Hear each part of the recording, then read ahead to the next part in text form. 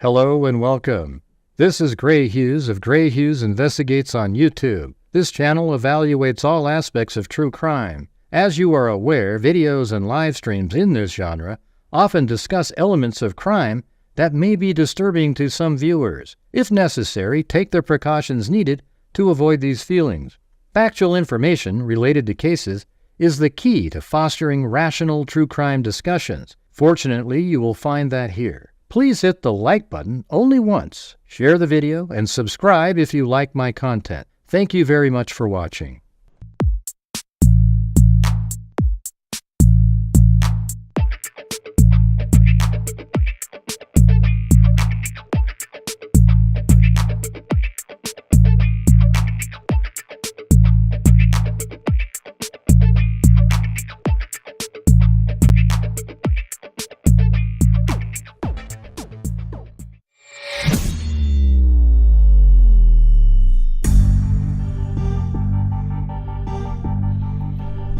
What's going on? There's Benny, the high squeak bark, and Clancy, Chloe, and Gracie are some right behind the camera.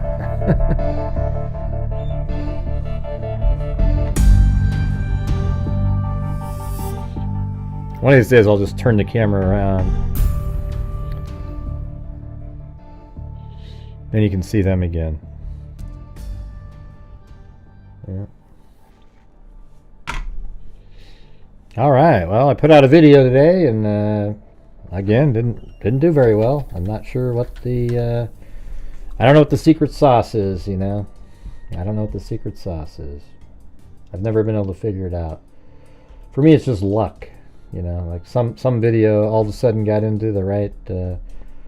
Let's see, how many views does the earlier video have? It has 5,000. Well, the real number is 5,700. I guess it's not terrible. You know, but it's not great. You know, not great.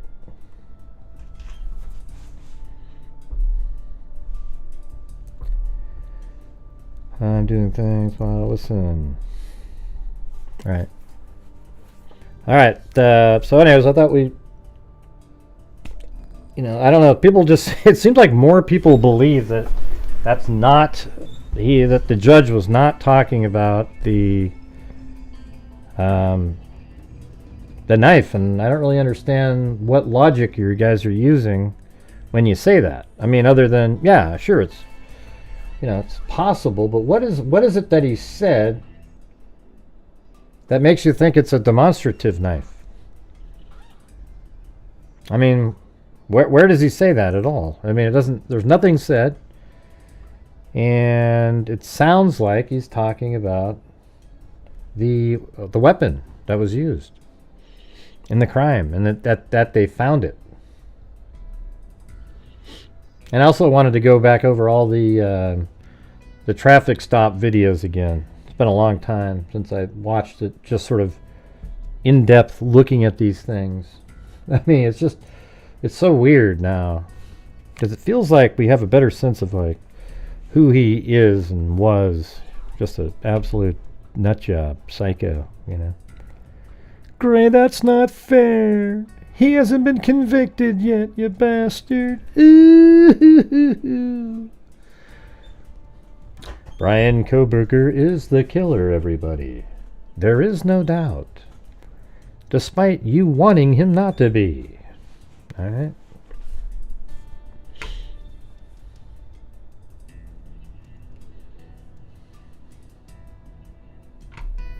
Yeah. And by the way, this is just like every other show. Tonight's a new night, new show. So if you're watching and you have the ability to support the channel with super chats or coffee, etc., that would be great. I'd appreciate it. Thank you.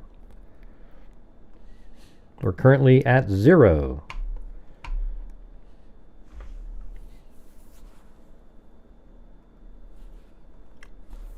So let's just pull up the video again of yesterday, the live. We tend to use for dangerous items like guns and knives, a display box. So we tend to use, you know, for dangerous items like guns and knives, a display box, for safety reasons. That the item would then be locked in to display to the jury. And it's locked into to display to the jury. So that sounds like, in that case, they're referring to the weapon used in the crime. Because why would you lock it in there? You could just make sure it's not active, and you could hold it. Or, I mean, I guess if it's dangerous, like a knife has a blade, you wouldn't want somebody to just hold it. And so that can go to the jury without fear of an accident happening. Yeah, you wouldn't want an accident to happen. I mean, have a gun and a knife, so you bring it back, and they're not able to hold it or anything, right? They're not able to hold it, or it's just in the display case, so you're looking at it. So why would you have a fake, like a K-bar knife that you just sort of put into a case so they can look at it? That just seems weird. Like, hey, this is what a K-bar knife, and you're just going to look at a knife that looks like the supposed murder weapon. And I'm not even sure you're able to do that. I think that would be something that the judge, just because there was here's how you would argue it. Like, there's a K-bar knife sheath, but you can't argue that it was a K-bar knife specifically that was absolutely used. And look, jury, here it is. I mean, I think you would have to have better proof than that for a jury to be able to have a demonstrative K-bar knife to look at. You get what I'm saying? Like, you wouldn't be able to just go, hey, everybody, look at it. Why not bring in a samurai sword, for God's sakes? I mean, I know that the knife sheath said K-bar knife, so yeah, sure, but you can't just bring in a huge knife like that, because I think they would look at it as too prejudicial, because you don't know exactly what knife was used unless they actually find the murder weapon. Like, if they found the K-bar knife, then I could see them. I don't know. What do you guys think? Would you be able to show a demonstrative aid knife even when just because you found a knife sheath that had K-bar on it? And say, look how big this was, everybody. Yeah, maybe. I mean, that's what she said. It would look like a big knife. What do you mean, yes, 100%?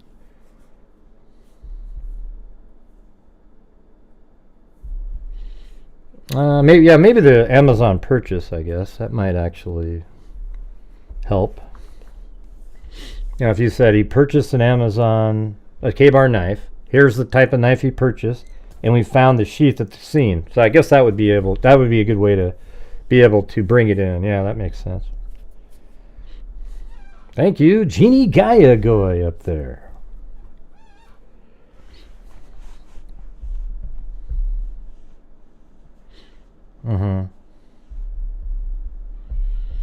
Yeah, I guess that would make sense if you showed, like, okay, here's an Amazon purchase, and this is the type of knife that he ordered, and we found the accompanying sheath at the crime scene. And we believe this is this weapon here inflicted I don't know if you say a majority of the wounds, in case there's another type of weapon that was used. Don't know. All right, but anyways, listen. I don't think there are any guns in this case, so I'm not as worried about that. So, I don't think there's any guns in this case, so I'm not really worried about that. In terms of those being pointed at anyone by accident. Yeah, so he's not worried about them being pointed to anyone by accident because there's no guns in this case. But in terms of the knife, it'll probably be in a display case. But in terms of the knife, it'll probably be in a display case. Now, it's just, here's the thing is, I don't know, like, him using the word the knife is different.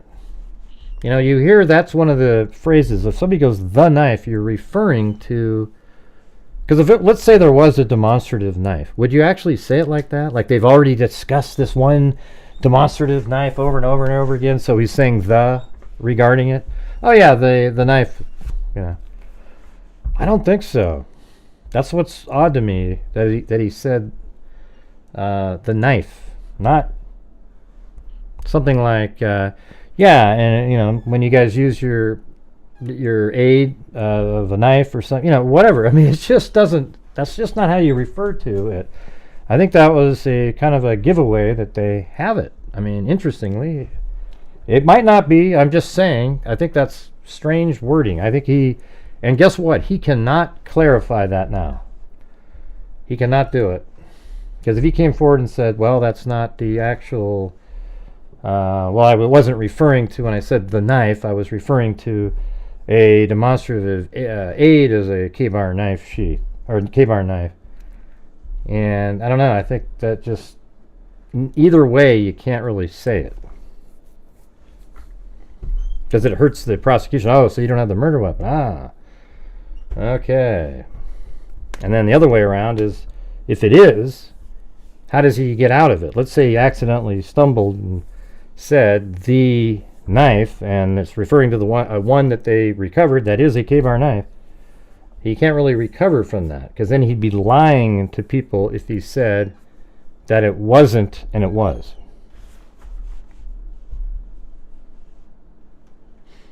All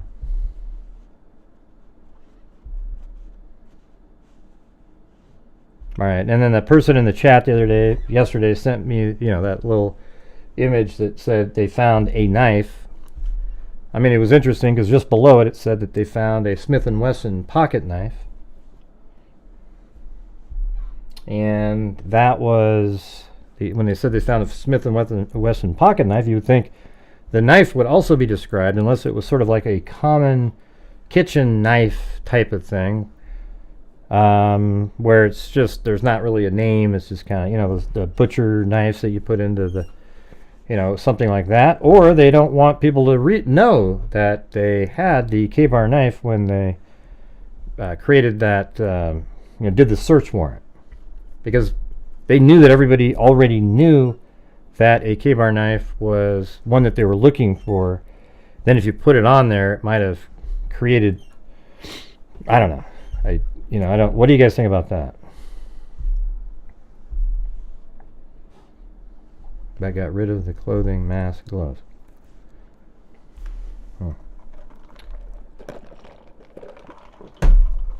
Yeah, I mean, if he thought he was going to get away with it, and he left nothing behind, he'd probably want to keep his knife, right? Use it again, leave another sheath. I mean, he did order. Well, the thing is, on the 15th of November, 2 days after the homicide, he went onto Amazon to purchase another K-bar knife. And he didn't do it. But then on the 22nd, he looked to purchase a utility knife or K-bar knife sheath only. And then he also tried to delete the order history on there. Now, was he trying to remove the order history of the original purchase that he bought a long time ago, so that he could buy a new one? And I mean, it's kind of dumb that he would buy a new one, because then he would look like, oh well, you're just trying to replace the one that you. It's pretty weird.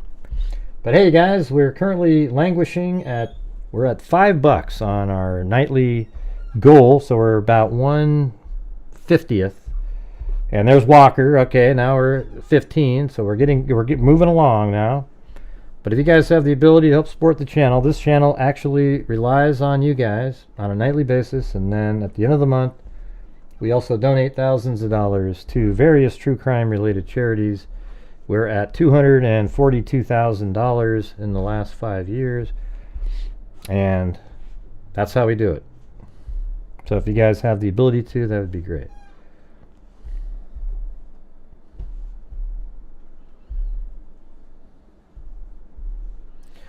Yeah, so it's right here. Let's just rewind it again to about right here. Thanks, Walker. Would then be locked in to display to the jury, and so that can go to the jury without fear of an accident happening. I don't think there are any guns in this case, so I'm not as worried about that in terms of those being pointed at anyone by accident. But in terms of the knife, will probably be in a display case. I mean, don't you think it's odd that these guys over here, she doesn't really, she probably, I don't think Ann Taylor is as on top of things as everybody thinks. So a minute ago when you say, Ann Taylor didn't even flinch. Well, you know, she doesn't flinch on a lot of stuff because she doesn't even know what she's talking about. So, you know. Talk to there. We tend to use 4 dangerous items without fear of an accident happening. I don't think there are any guns in this case, so I'm not as worried about watch that. Koberger. In terms of those and these being guys. pointed at anyone by accident. Right here. But in terms of the knife, will probably be in a display case. He's like, wait, he just said something about the It would knife? just be a sample knife. I mean, I did say, you know, I was just thinking maybe it was a sample knife, but I don't know, man, the way he worded that. So I guess that's where we're at. I guess we'll know at some point, in a couple months, we'll know if they actually have if they found a K-bar knife. Were they able to determine that the K-bar knife that let's say they did recover one, can they say definitively that that weapon was used? Or is it just another K-bar knife that he bought? You know, I guess that'll be an issue.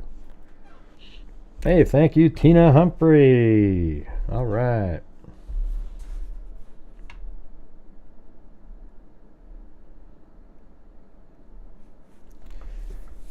Well, both sides would know about the knife for sure. I mean, Koberger made sort of a weird face. I mean, wiggled a little bit. And these people, but it could have just, I mean, he might have just happened to be saying something random at a different time, and it just looked like they were kind of giggling about that one thing. But I don't know. To me, the way he said the knife, it sounds like for example, if those language people were looking at him and he wasn't a judge and he said that and there was a crime and he said the knife, yeah, the knife was never, and people go, who, do you see how he said the knife? You know, they would actually use that and say that. But apparently, in this case, nobody cares about that. So for me, him saying that, the word the knife, that means it's a knife it's a key thing in the, you know, like something they've talked about a lot, you know, behind the scenes or something. And that's why he's able to say the. If it's some nebulous knife that, oh, wait a minute, yeah, you guys talked about maybe a demonstrative, I don't know if you would say it like that. And so that's kind of where I land. It wouldn't surprise me either way. It's just one of those ones where, to me, it sounded like he was aware.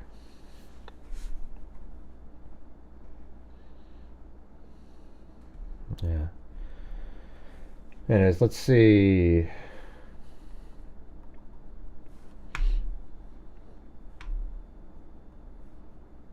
We have a whole bunch of,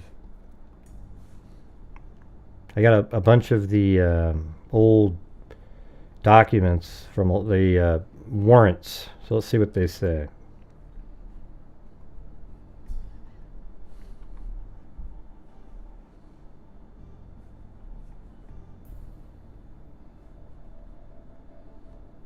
I mean, he knows he did it, so, and he kind of sees the difficulty. So here's the Pennsylvania warrant. Swab Ziploc bag with zipper 7 quarters, it looks like. Plastic baggie with green zipper, 36 dimes, 32 nickels, 8 pennies. Gloves, receipts, car insurance card, car registration, hiking boots, Comfort Inn room key holder. And that's probably maybe on his trip back. And stay information. The irons, shovel, goggles. The irons, what's that? Tire irons. So tire iron, not the. So tire irons, shovel, goggles. Well, he didn't wear goggles, at least not when he walked by Dylan, because she could see his eyebrows.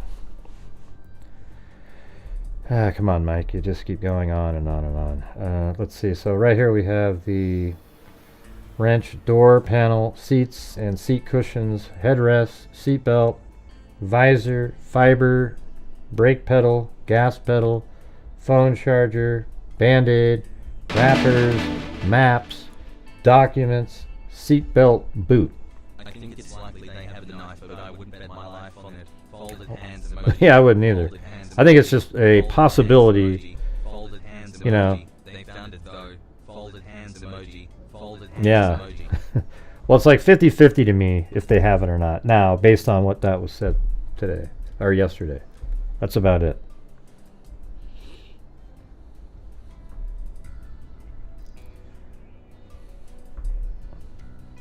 And by the way, you don't always have to type in, just say I think something instead of at the end saying in my opinion. Everybody knows when people are talking, it's their opinion. You just say, you know, I think this.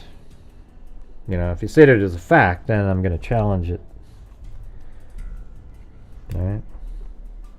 But thank you. I love Jesus. Do you make that name so people have to say that? That's pretty funny.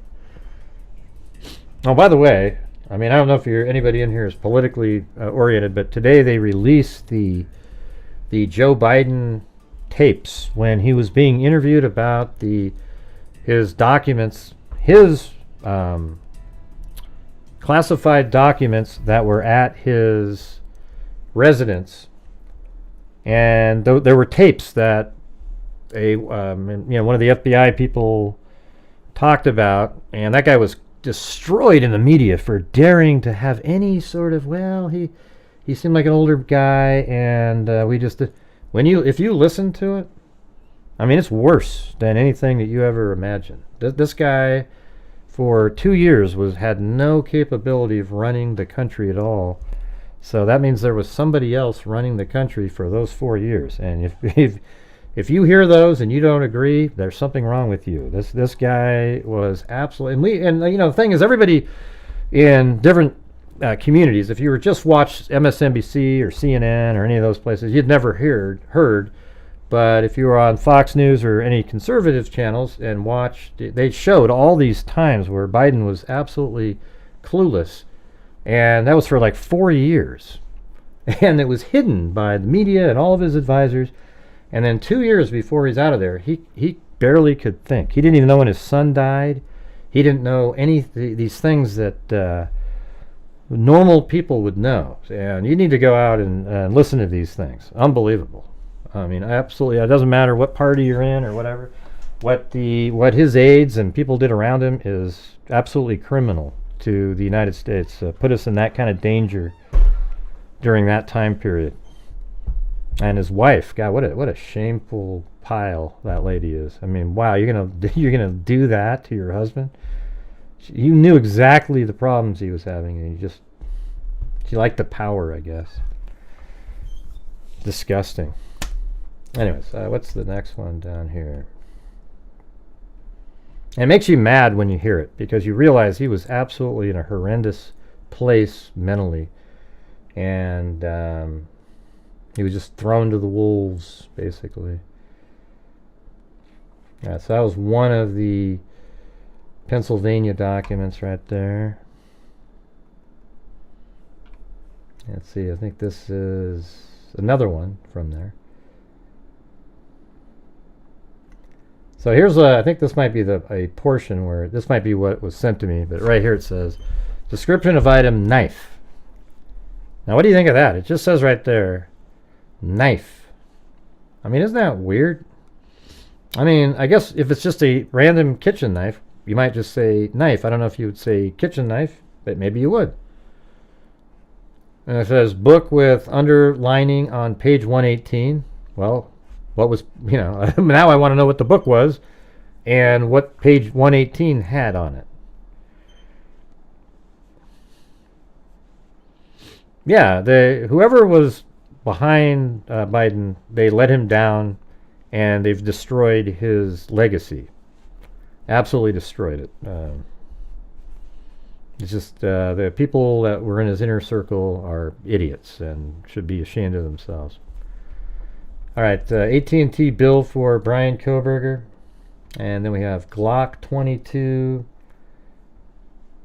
Gen 5, 40 caliber, something or other. Not to be political either, but I avoid politics. But just saw James Comey posted. I know, that's another thing. Not to be political either, but I 47, it was 47. saw James Comey posted W Shells 8649, imagining me doing Gray's whistle. Now I upload this for I know. say, James folded Comey hands emoji, folded put hands emoji, folded hands emoji. these shells on a beach picture that says 8647, meaning like get rid of Trump, you know, or it's actually 86 means to take him out, you know. And he goes, oh, I don't even know what it means. Yeah, come on. What the hell's going on here, you guys? It's unbelievable.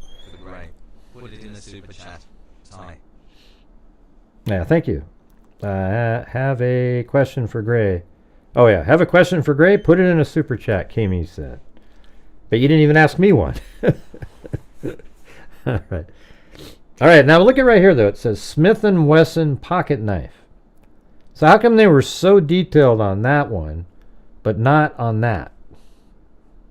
I mean, what kind of knife would you just say knife about? You know? And go ahead, Mike. What do you think? When somebody says, if you just say knife, doesn't it seem unlike? I mean, if that was the K-bar knife, are they just intentionally leaving off the description of it because they know that it would mean something? All right, folder in, let's see, something vehicle paperwork. I think it's interesting going back over some of this stuff with all the new information that we've learned. No, T-Moral. Because right here it says Smith & Wesson pocket knife. See how it actually has a brand and everything? So why would you just say knife here? Yeah, you know, maybe like a kitchen knife, I was thinking. Right. I mean, I don't know, it's just knife. That's so general, you know? Everything else is so descriptive here. You know, you don't have to say anything on here, but a prescription, black gloves, that's interesting, right? One black hat, one black mask. Is that the balaclava? See, they just said black mask, not balaclava, but I would imagine that's what that is, right? Or maybe that's one of the COVID masks. And then here's another one, black face mask. Oh, maybe these are just COVID types. Black face masks with an S. Cell phone, power cable, white paper, green leafy substance in a plastic bag. You mean a little marijuana? Is that what you're talking about?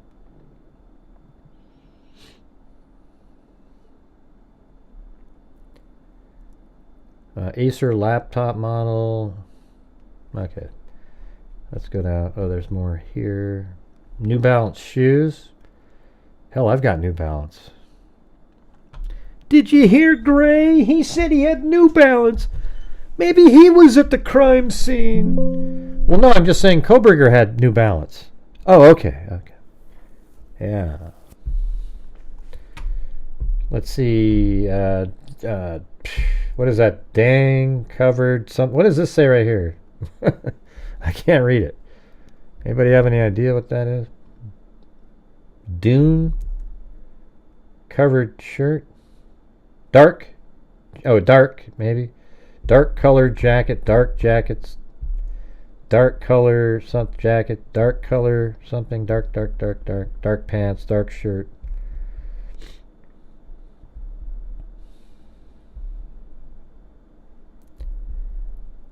I know.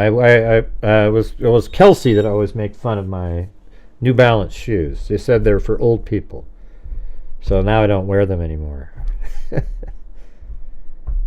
Yes, I do, T-Moral. I own a light green Elantra. I own a lime green Elantra, and by the way, it's missing front license plates.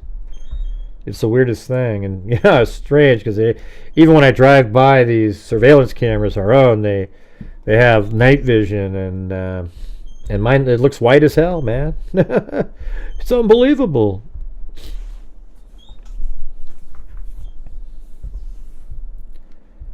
I think New Balances are picking up. Yeah. Yeah, that's right. Who doesn't have a lime green Elantra? You know what I'm saying? Who doesn't have one?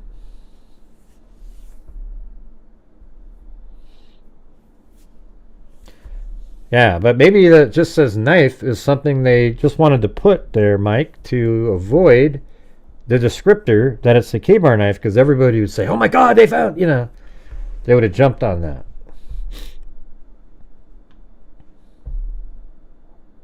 Something like Amon's Windroy. All right, we have 0 new channel members tonight, you guys. That's the lowest I've ever seen. Dark colored something, black gloves, black box Samsung, 2 pair of black gloves. So it looks like he likes wearing black gloves. I have blue ones in the video just so you can see his hands a little bit better. If they found the knife, could it be in the sealed or gag order information? It would be in the gag order. If they found the knife, could it be in the sealed or gag order information, or would they have asked to divulge they had it? But here's the thing that's interesting. Hey, thank you so much, Curly Lock Diva. There's a lot of stuff that has been put in these recent documents that I would imagine was in the original gag order. Wouldn't you agree? Don't you think that like all of the surveillance timing and all that stuff was in the gag order? I bet all that was, but it came out in these documents because there were hearings and motions and things that... So a lot of the stuff that was in the original gag order probably made it out in the documents.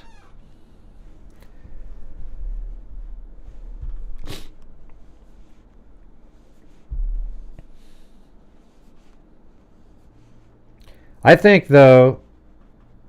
I mean, I thought this in the Delphi case, too. And in the Delphi case, there wasn't really a ton of stuff that we didn't know, you know? There was stuff like the white van at a particular time. That was new.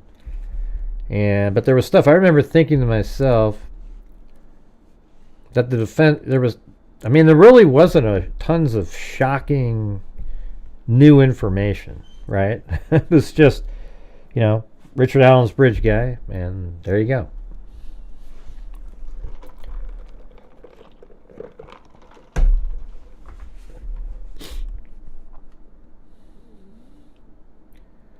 Let's see, motherboard, Washington State University paperwork, note from Brian. Note from Brian from Montana. Not sure what that means. Craftsman, shop vac. Oh, see, I mean, he had everything, man. Medical dowel wrench or something. Hey, thanks, Allie Cake. Yeah, gotta get the coffees going tonight. Let's see, I got 0 of those.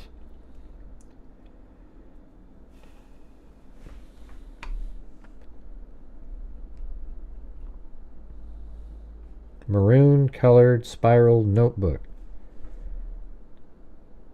Something dark colored clothes.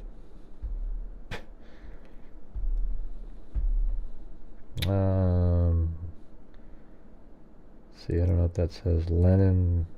Lenovo laptop, tangent, Target, metal medallion or something. Model, I don't know.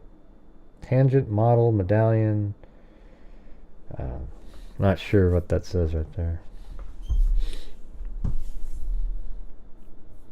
Dark clothes in laundry basket.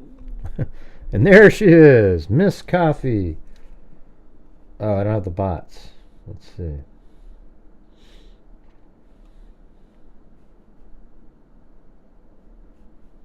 Gotta get the bots running. And let's see, they have Taylor. Yeah, right here it says Taylor cutting knife with leather sheath. So it's like, oh, wow, I mean, you were so descriptive on that one. But then another time you just said knife. So maybe that's what the person yesterday was guessing, that maybe that's the K-bar knife. But, you know, it doesn't say it, so I can't say with any certainty. You know, I'm sort of in the same boat as what the judge said, the knife. 2 pair of dark colored boots, 1 pair of brown boots.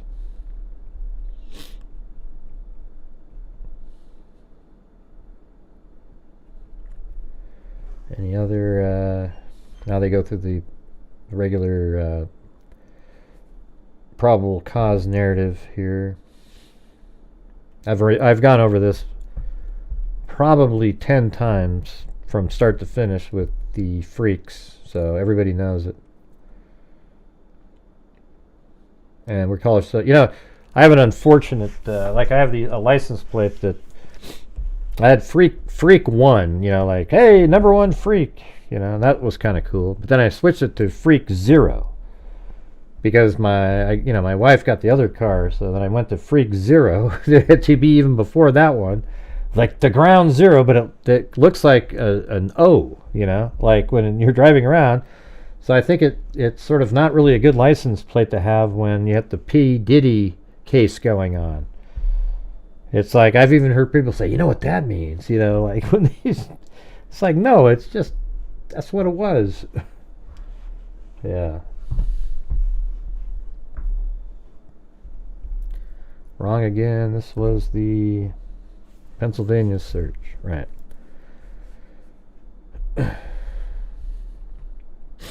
So there's that one.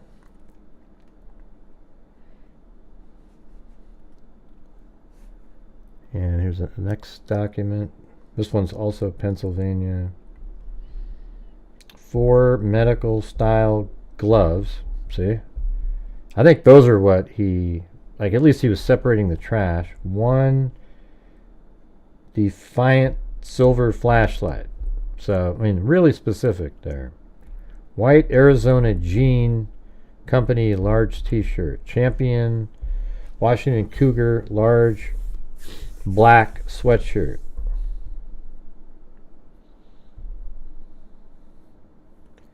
Part of black and white size 13. Something black and white size 13 Nike shoes. So I guess he wears size 13. So you know, that footprint outside of Dylan's room, if that comes back at size 13, that's not good for him, right? Would you guys agree with that, Pro Burgers? I don't know, Gray. Maybe one of Dylan's friends had that size when they went and come to visit. Pair of black Under Armour socks, Under Armour black large shorts, Under Armour black large black boxer large, and 1 buccal swab, or buccal swab as people often call it.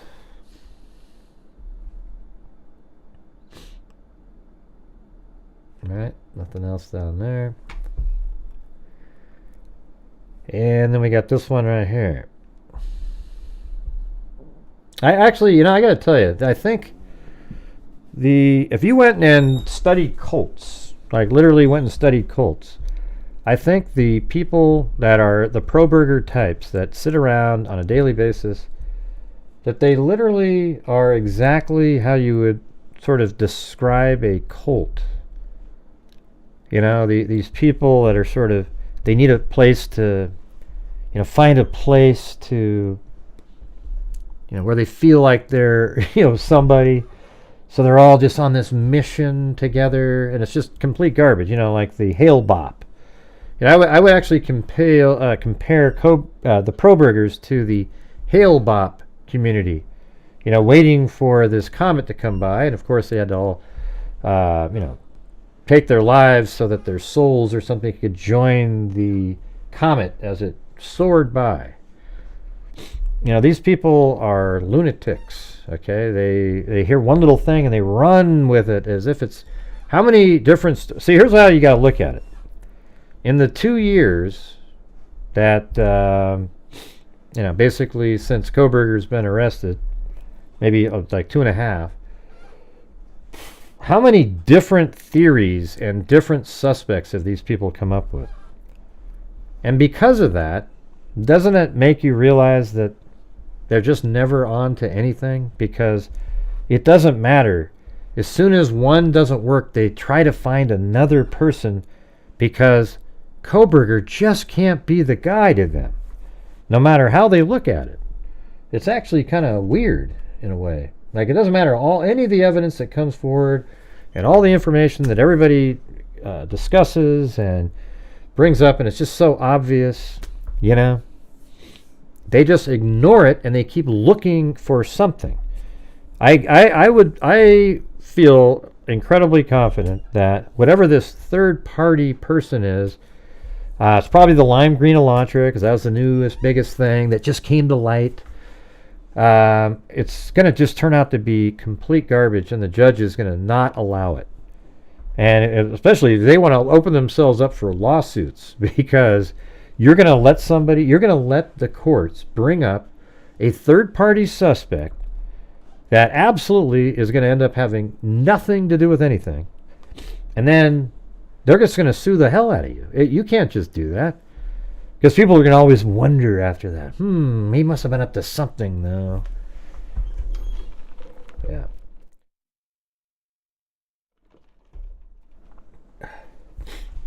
All right, we're on one of those lulls again, you guys. We're only at 1/4 of the nightly goal. So if you're out there and you have the ability to help support the channel, maybe you can get some channel memberships for other people. There's a lot of people out there that can't afford the channel memberships, and we got a lot of generous freaks out there that purchase the channel memberships. I usually buy them once we hit a certain number, and then I add on to it. TikTok try to give their theories. Well, this one lady sent me like a PDF file, sort of research that those guys are saying, so I can take a look at it. Like about Brent Kopacka, maybe he was from Pennsylvania or was there at 1.2. So they think that because of all these things, he has something to do with it. That Brent Kopacka was some sort of secret agent somewhere. So they tried to pin it on a lackey Koberger. What a perfect suspect it was, man. A criminology student. He's a little weird. He drives an Elantra. We can make it look like there was one.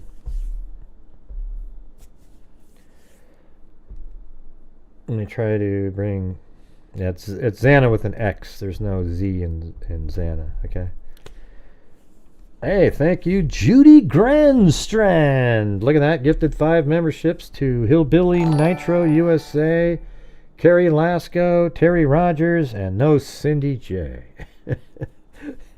Juicy and Joyful. Juicy and Joyful. And Risa.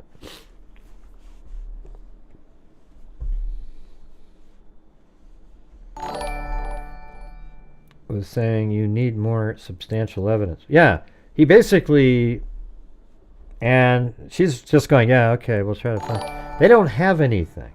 They're just throwing whatever they can at the wind, hoping that something sticks somehow, some way. I'll tell you what, if the judge does allow a third party, that means he's like, wow, that's kind of interesting or something, because he's pretty no nonsense. But he could, I don't know. See, if there's no nexus at all and you allow a third-party suspect, then aren't you really wouldn't that be too prejudicial the other way? Like you're making, oh, wow, you're letting the jury think, ooh, there could be this other person, and there's nothing. There's nothing.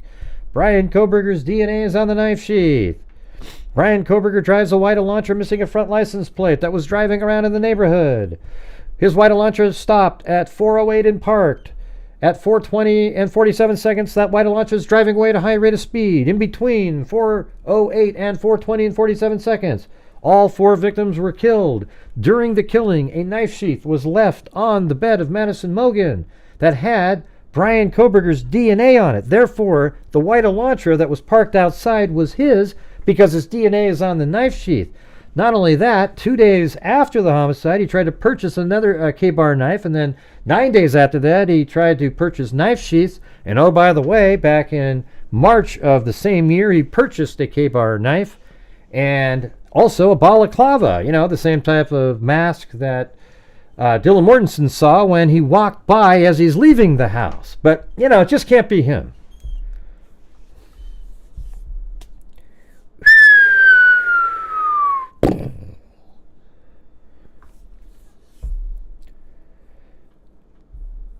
It's so odd, the timing right before the trial. Thank you for donating membership. Welcome, new member. Being a clear display case also protects it from any contamination. Right. It's not all only about... Well, he only mentioned it out of protecting them. It just seems odd that you would put... it's like... Why not go to a zoo and put a stuffed animal inside of a glass cage? Oh, look at that. It's, just picture it being the... Hey, thanks, Allie Cake.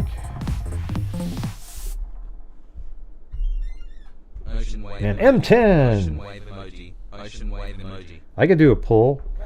Oh, yeah. Okay, I'll do a pull. Chewbacca? I'll do Chewbacca if you want me to.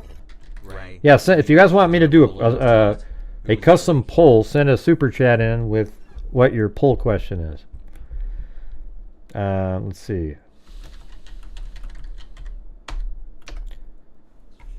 Can I actually hit that button? Oh, look at that. I can. That was amazing.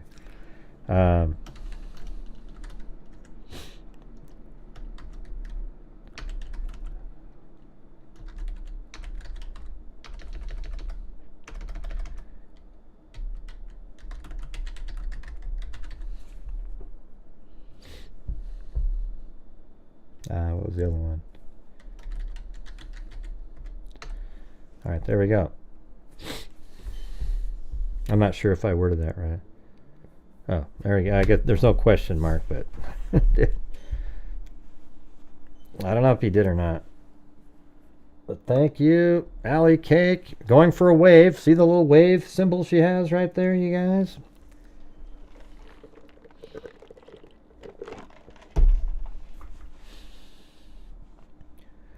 Did he appoint a special prosecutor to look for the leaker?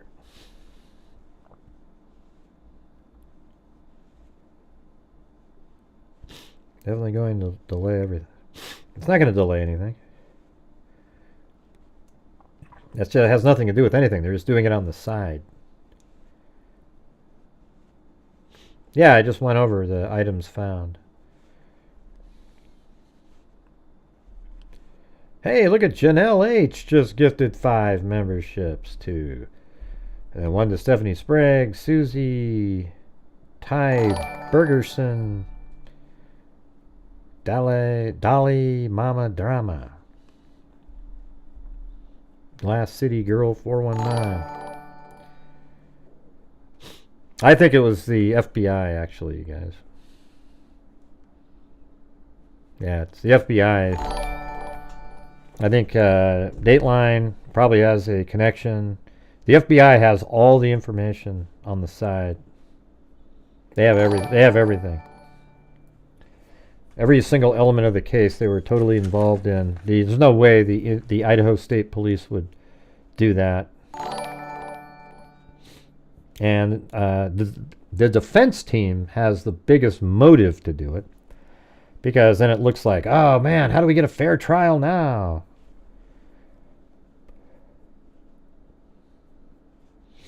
Yeah, well, send it to me and I'll tell you if I already showed it or not. Yeah, let's see. I'll open it up. I have this one right here. Yeah, 31 pages, right. I just showed this at the beginning of the show. See this? Has all the different. This is the one that has it mentions knife on it. No, it's not. This is just the.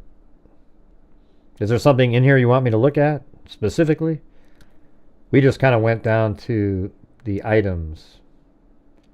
Like, I think it was just right here, this page.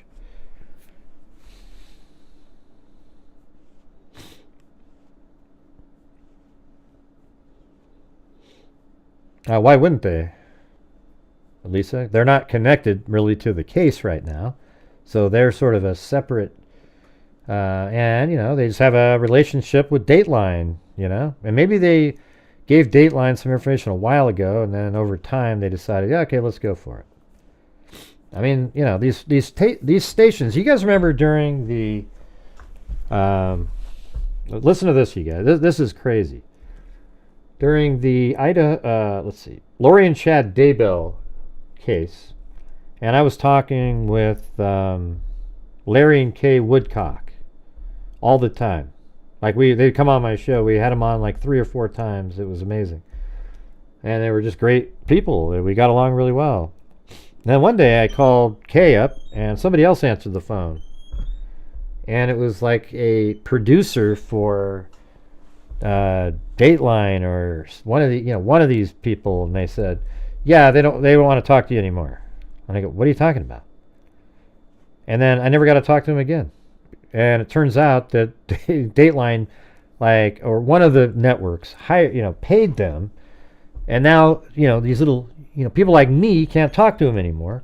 And then at CrimeCon years later, Kay or Larry came up and said, hey, we're so sorry about that. They kind of explained how it all went down, and it sucked, And so that's kind of, these companies are absolute sharks. They don't give a shit about anybody at all, and they just come in and, wow, we have an exclusive, so we're going to go forward with it, even if it, put something, because this is an issue in the case now, because that show is so big that it does make it harder to have a jury that hadn't already seen it.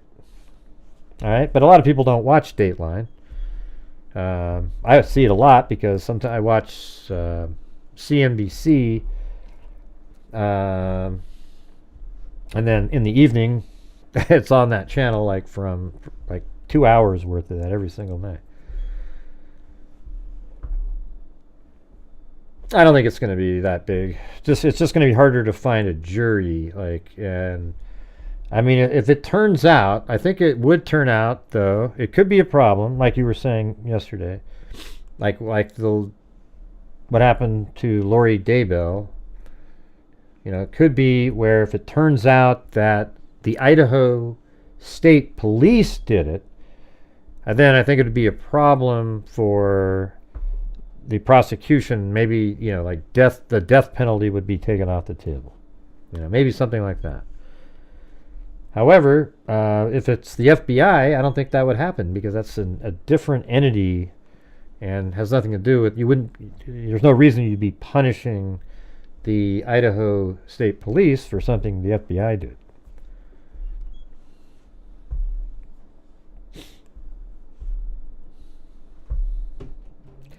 I guess we'll see. I would have loved to hear that hearing that was on earlier.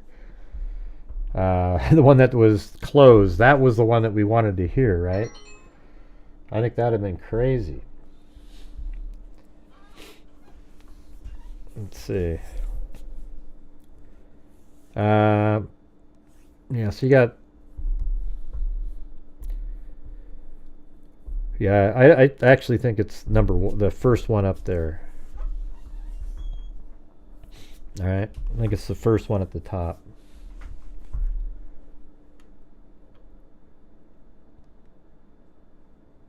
Yeah, it was about that leak. That's what they talked about.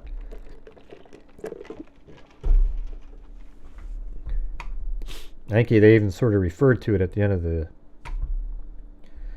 the end. I mean, isn't it sort of near the end? Let's see. Don't they talk about that? No real a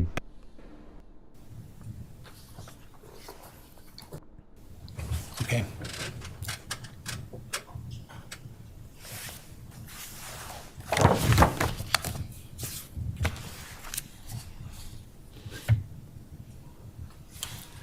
That decision. Yes, not now. You may make that as we get close.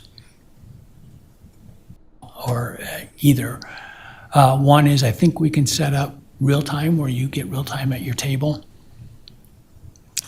for whatever the charge is from the court reporter for that.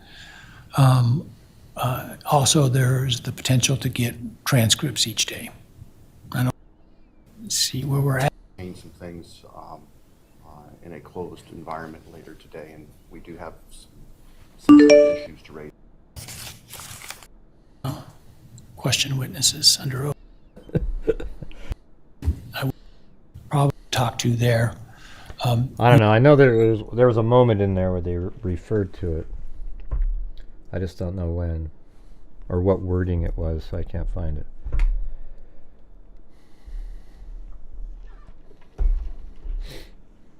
Yeah.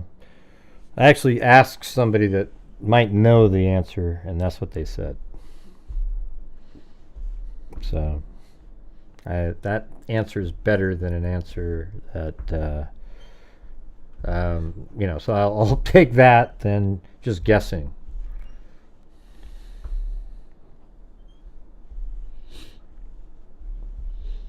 Yeah, it just sort of sucked.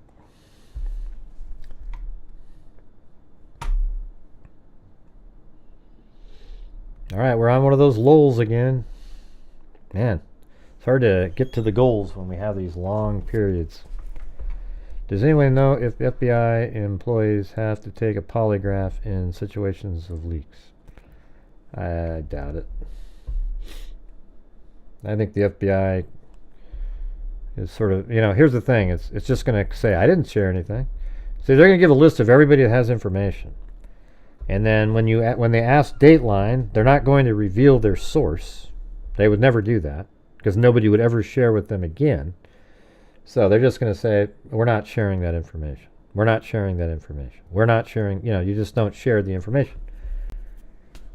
And likely there's no digital paper trail, I would imagine. It's probably just verbal. Well, I guess you'd have to email videos and however that got there, I mean, that's what's going to happen is like, hey, Dateline, let me see your email. How did you get the files? Where did they come in from? And then you're going to, that would track it back. But I don't know if they can just do that. I mean, reporters are protected. Agencies like that, they have the right to protect their sources, which is an interesting thing, but it is what it is.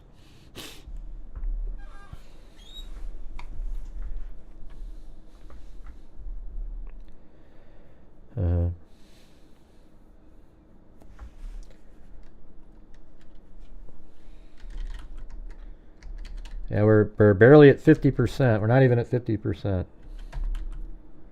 What special rights do orders have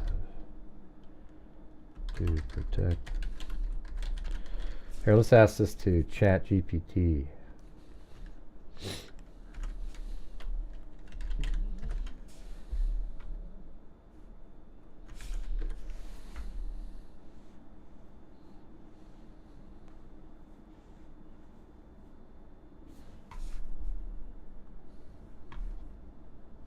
And the U.S. reporters don't have a blanket constitutional right to protect sources, but they do have certain legal protections through shield laws and case law like Brandsburg v. Hayes, 1972. Here's a breakdown. Federal level, limited protection.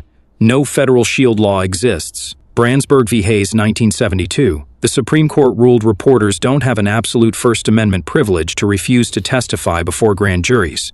But Justice Powell's concurring opinion left room for a case-by-case analysis. which lower courts have used to recognize qualified privilege under certain circumstances. Federal courts. Some circuits recognize a qualified reporter's privilege under the First Amendment or common law, but it's not absolute and can be overridden if the information is highly relevant. It's critical to the case. It can't be obtained by other means. State level, stronger protections. 49 states plus DC have some form of shield law or court-recognized privilege. The strength of these laws varies. Strong protection. E.g., California, New York, reporters can refuse to reveal confidential sources in most legal settings. Weak conditional protection. E.g., Wyoming. I bet you Dateline's based on, well, I'm just going to guess, but they're probably in New York, right? I mean, No shield law. Protections are limited or non-existent. Factors courts consider when overriding privilege, commonly known as the balancing test. Relevance of the information. Availability of alternative sources. Compelling public interest in disclosure. Who qualifies as a reporter? This varies by jurisdiction.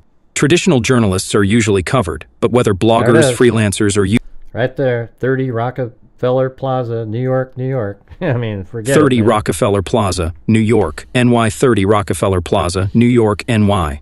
The home base of Dateline NBC is 30 Rockefeller Plaza in New York City, also known as the Comcast Building, or 30 Rock. This iconic skyscraper serves as the headquarters for NBC News and houses studios for several major NBC programs, including Dateline NBC, NBC Nightly News, and MSNBC broadcasts. Travelready.org plus 4. Yes, being based in New York gives Dateline a significant advantage in protecting sources compared to many other states. Here's why. New York has one of the strongest shield laws in the U.S. Civil Rights Law SS 79H, Shield Law. It provides absolute protection for confidential sources, even in criminal cases. This means courts cannot compel journalists to reveal the identity of a confidential source, period. Key protections in New York. Applies to both criminal and civil proceedings. Wow. Man. Covers both professional that's where you wanna journalists be. and established media organizations like NBC. Protects both sources and unpublished materials, e.g. notes, recordings. Federal versus state advantage.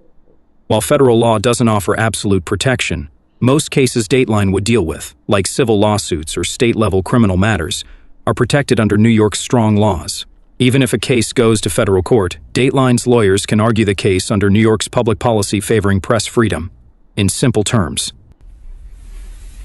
based in New York gives Dateline some of the best legal protections in the country when it comes to shielding confidential sources. While it's not a complete legal force field, federal grand juries could still challenge it. It's about as close as it gets in U.S. journalism. Want me to compare this to how it would work if they were based in... Well, there you go. See, that's the answer. And that's why ChatGPT is a great little thing to have, just on a quick thing, have a conversation with it and get the... It's pretty cool. But anyways, you guys, we're currently stuck at not even 50% yet of the goal. So if you're out there, if you want to help support the channel, maybe buy some channel memberships for other people, or, you know, send a coffee. We've only got one coffee tonight. Every night on here is a different night, but the same goals. So we're trying to get to, you know, the end of the month here. We're already at over halfway, if you can believe it again. And that allows us to give a lot too. So I take my ad revenue, the super chats, everything that comes in, and then give thousands of dollars away out of the income each month. And we've already given $1,000 out this month. I think it was to Ethan Smile. So we've given $1,500 to that charity, and the next one we'll probably give some to the other one that has the 3 girls in it at the end of the month. So if you have the ability to help support the channel, I would appreciate it. You guys are the sole source of the income on these shows.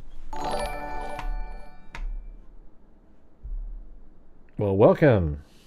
Oh, wow, look at that. There's M10 again. M10! I always thought that was a weapon of some sort. Let's see. Well, thank you, M10, and thanks, I Love Jesus, for joining the channel. We've got Idaho Mima. What? Idaho Mima. Linda K. Nicole Cogsdale, M. Morgan, Squatch Girl from Canada, Sandra Dogan, Dina Getz, Uniquely Susie Retired. Oh, you're already here. House of JMJ, Bullet, Pink Panda, the Frilly Farmhouse. Very cool.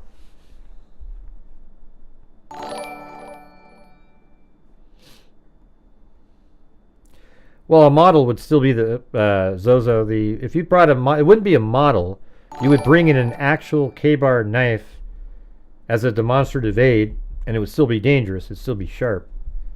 So that's the thing. You wouldn't just bring in like a plastic-looking K-bar knife, or it would actually be a real K-bar knife, and you'd still have to put it into a case to keep people being protected. My thing is that he said the knife. I mean, he's literally talking about, yeah, there's no gun, so but we'll have to put the knife in there. Well, what knife? What do you mean the knife? So that's where I'm coming from. That's really that's one of those things that people say when you would just naturally say when you're referring to it. Because I'm just trying to think about when you're talking about, like if you went fishing, right, and you caught a fish, you'd say, "Hey, where'd you put the fish?" Where'd you put the fish? Because you're talking about this one thing that everybody's aware of. But I guess if there's something like you didn't even, I don't know. I guess somebody might say, "Hey, where'd you put the fish?" Well, I didn't catch any. I don't know. I think it's just sort of a natural way. You're referring to something that you've talked a lot about. Everybody's aware of it in this group of people here, and you said the knife. I doubt that you have these long conversations about a demonstrative aid knife, like, that you would refer to it as the, okay? I'm not into a Pokemon, but it is kind of weird lately. This guy, this thing keeps popping up over here. This guy named, I sold the most expensive art Pokemon card. And he's so, I don't know, he makes it actually almost seem interesting. It's kind of weird. I didn't realize that was an actual thing. I thought it was just for kids or something. But man, they have these huge conventions and these guys, and it's just nuts. Like, they'll actually sell a package of a box of cards that are unopened, and sometimes they open up and they'll get like a $5,000 card out of it. Pretty weird. I didn't realize it was a big trading card world. It's not really like a pedo thing. I mean, sure, they use it too, but at the same time, I mean, it's crazy. They have these huge conventions over in Las Vegas and stuff. So one of them popped up one time, and I looked at it, and it seems like as soon as you look at one of them, they just keep sending you them. Yeah, I've never thought about it before. I guess it's a game. I don't even know what it is. I'm just kind of fascinated that people show up and go, "Hey, will you buy these?" And he goes, "Yeah, I can give you 80% of that," and then calculates it all out. "Here you go. You want to do a trade? Okay, I can give you this amount for that. Now, here," and it's just kind of neat interactions. The guy that is in this video right here. He's really nice to everybody and stuff. I was kind of watching him, going, "Man, maybe I should be more like that," but I can't. This is a whole different topic than selling Pokemon cards. And I'm not selling an item, I'm just doing shows. Hey, welcome, Texas Mama. Yeah. Yeah, it's like baseball cards. Unbelievable. I think it's bigger than that, though. It's nuts. I mean, it's vintage cards, Japanese versions, etc., etc., etc. I don't even know what they're talking about, nor would I ever even think of buying one of those. I just like watching communication like that. What's weird is I used to watch in the morning. I'd get up in the morning on Sundays and watch, what are those, like Jimmy Swaggart, I'd sit there and watch like Jimmy Swaggart and I didn't care what he was talking about. I was just watching and thinking, look at how he's talking And these people over here, it was just interesting to me. And then I got really into like play-by-play and that kind of stuff. It's always been something. I don't know. It's weird. I like people that are good at communicating. Maybe I'm just not one of those. I think I'm okay though. You know.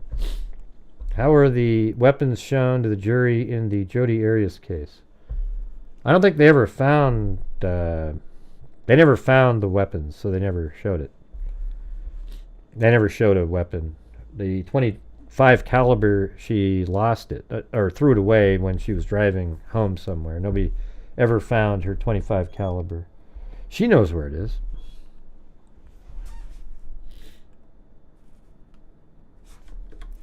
Yo, it is pretty crazy. If you ever just check it out on there, it's just wild. Let me see what this guy's the guy he's a pretty interesting guy. Like, I don't think that's the guy. But the guy that was in that video he just spends, that's all he does. He actually quit his actual job and went into doing Pokemon. It's wild. I like listening to people who communicate well too, and I think it comes from wanting to be better. Yeah, something like that. Or it's just fascinating. You know, you listen to the guy on Dateline, and you'll hear him or Bill Curtis, and you just listen to the way they do it, and you just, man, how do they do that? Was it just natural, or? Well, thanks. I love Jesus. All right, you guys want to, let's go back and watch some of these traffic camera or body camera / dashboard camera. I have all of them here, and I just want to watch them again. You know, I haven't sat and watched these for a long time because all these documents that come out, but I wonder if we get something more out of it.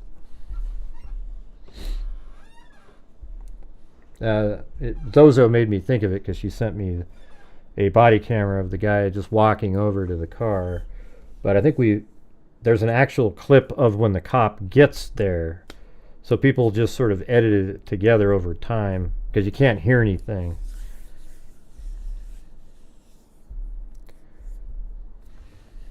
Well, thanks, M10. That's nice. I don't know if I'm great, but... I know they have ratings like a 10. You actually have to send your Pokemon cards off to a grading place. There's a fee, and then it'll be rated as like a 10 or a 9, and then they're in these plastic casings. Yeah, it's kind of an interesting thing. I don't even think people care really about like the game. It's really just the cards, collecting and putting together the sets and that kind of thing.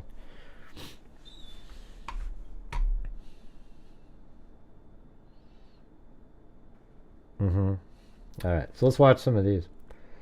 But let's see, where are we at now? We are at, we're still like 15 memberships short of reaching the goal. Hello, I am Officer Loangus. Stops being audio and video recorded. You know, it's interesting. These are the only times we ever heard him speak. Other than when I don't even know if he, have we ever even heard him other than these? Honestly, like, other than these body cameras, have we ever heard him speak at all? I think you know why I stopped you. You ran the red light. What actually happened was I was stuck in the middle of the intersection. Yeah. I could probably take that voice and use it. Yeah, so I was behind you the whole time. Yeah. Yeah. So technically you're not supposed to enter the intersection at all for that reason, because if the light turns red, then you're stuck in the intersection, and then you run the red light. So that's the reason I stopped you. Do you have your license on you? Yep. What the hell is that?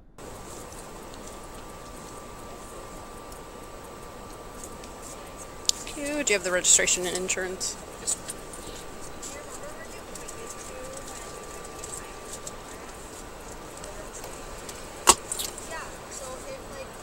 47 seconds.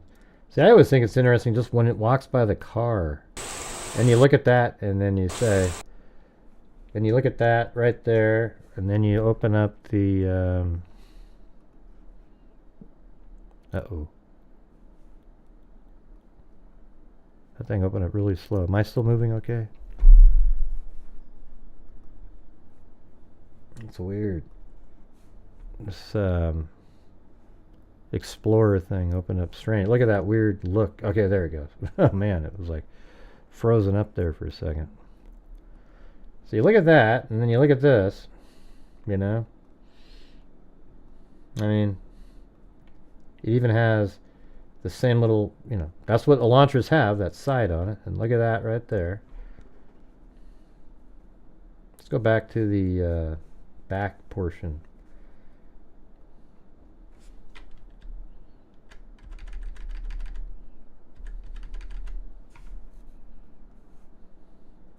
Yeah, see how it, the light's not on in this one, but see how it goes back, that little narrow part like that. I mean, it's right there, you know. I mean, it's crazy because that is its car, for God's sakes. It should look exactly like it. It does. Hello, I am Officer Loangus. Stops being audio and video recorded. I think you know why I stopped you. You ran the red light. What actually happened was I was stuck in the middle of the intersection. Yeah, so I was forced behind to you turn the whole left. time. Yeah. Yeah.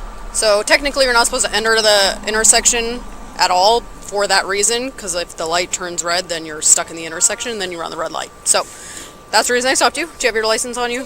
Yep. Who's talking over there?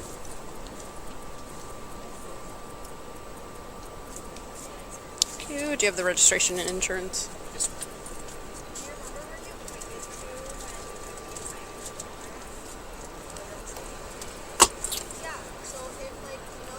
Let me just get this for you out. You what? I'm just gonna get this out for you. Okay. Let me make it louder. Here.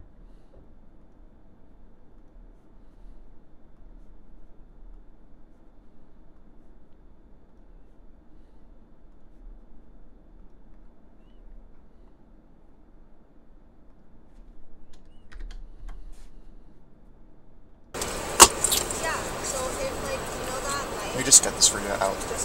You what? I'm just gonna get this out for you. Okay.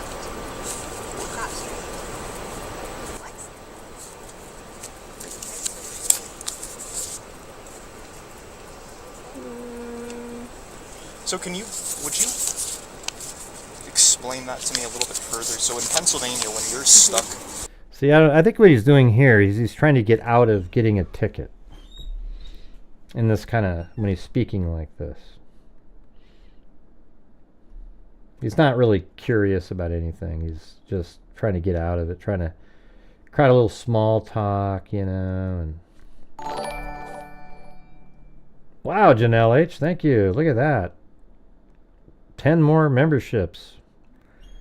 We've got Miss Chris, Lady Butterfly, Jewel Baby, Lidless, Rachel Schaefer, Scott H, Clam Itty Jade.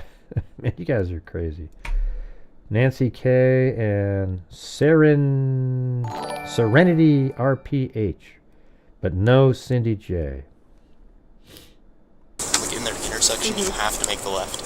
So what would the appropriate thing for me to have done? Or he's trying to be like, you know, hey, listen, idiot, what am I supposed to, you know, but he's trying to talk to her in a way where he's trying to make it sound like she's unreasonable or something. I don't know. It's just Not. Just You're back not up in supposed that to situation. deflection, maybe. block an intersection like that in Washington. So just by you blocking the intersection, that's technically a ticketable. Yeah. Well, see, I can see exactly what he's doing here. Watch this. Like, he's not even really listening at all. Watch, he's just sort of going, yeah. Let me get to my next point.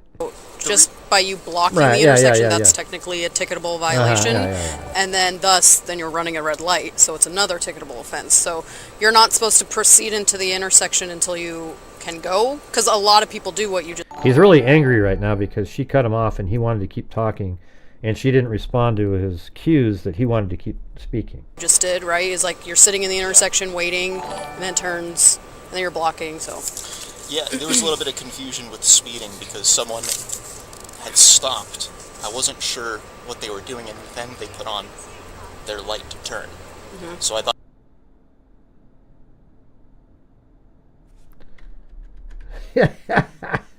Look at that. What a weirdo. Oh, wow. We got to get that one. That one's like, look at those teeth. My God, he looks like a freaking vampire over there. I'm hungry.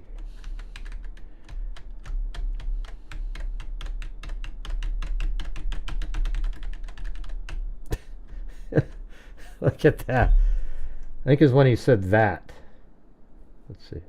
What they were doing, and then they put on... And then, my God, what a, like, is that what, do any of you guys go like this? And then, yeah, like when you say then, you go, like that?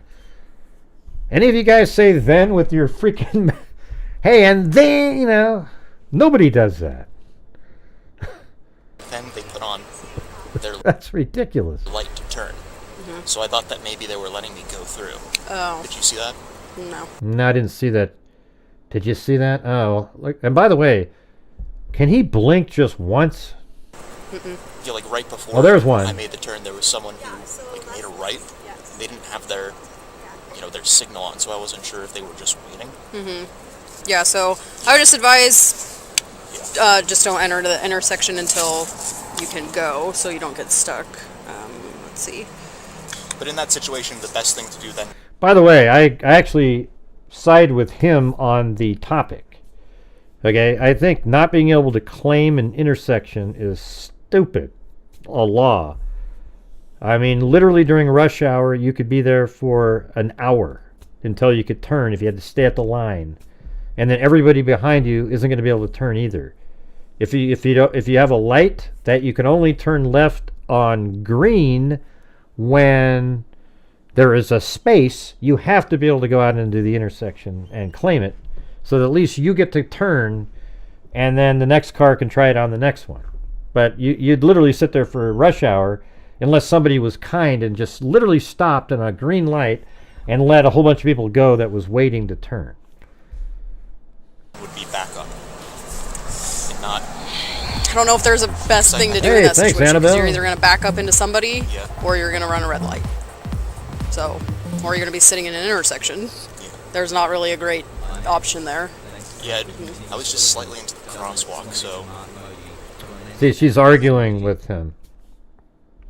So the lady said, you're in the intersection, and then he wants to say, well, yeah, I was just in the crosswalk. Well, that's even illegal, too, because you're blocking the crosswalk, right? It's just slightly into the crosswalk, so... Yeah, I was just slightly... Let me hear that part again. That's good. Or you're going to be sitting in an intersection. There's not really a great option there. Yeah, I was just slightly into the crosswalk, so... You know, yeah, where I'm from Pennsylvania, we actually don't have, like, crosswalks. Oh, so even if you're kind of slightly... There's a little bit more leeway as well. Like, there are a few lines. Like, there's one white line and there's another one in front. Like, there's... I have a hard time believing that there's a state that doesn't have crosswalks. That'd be pretty ludicrous, really. Let's see this. Let's see, where's ChatGPT here? ChatGPT. Brian Koberger claims there are no crosswalks in Pennsylvania. Specifically, is it Albrightsville, PA? I don't know how to spell it. Brian Koberger. There is no public record or credible report indicating that Brian Koberger has claimed there are no crosswalks in Pennsylvania. Yes, there is. In the, let's see, body camera when he was pulled over on October 14th. 2022. Come on, find the information. Come on. You're correct. In the body camera footage from Brian Koberg's traffic stop on October 14th, he commented on the absence of crosswalks in his hometown during the stop by Washington State University police officer for running a red light. Koberger explained that he was from a very rural area of Pennsylvania and stated, "We actually don't have light crosswalks," implying that he wasn't accustomed to the traffic patterns in Washington State. This statement was part of his explanation for entering the intersection improperly, suggesting unfamiliarity with local traffic laws due to the difference between his rural hometown and the urban. Let's listen to that again. I got to challenge ChatGPT on that. Hold on. Like crosswalks. Oh. So even if you're Mm-hmm. you know, yeah, where I'm from Pennsylvania, we actually don't have like crosswalks.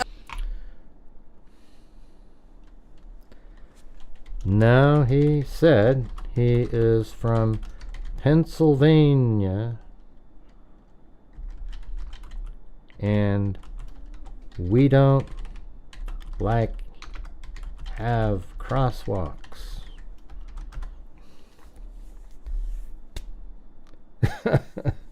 This guy doesn't know what the hell he's talking about.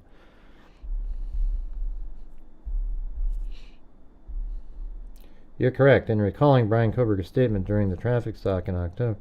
In the body camera footage released by Washington University, this exchange occurred while Koberger's statements about the absence of crosswalks in his home. He didn't say hometown. Yeah. He never said hometown.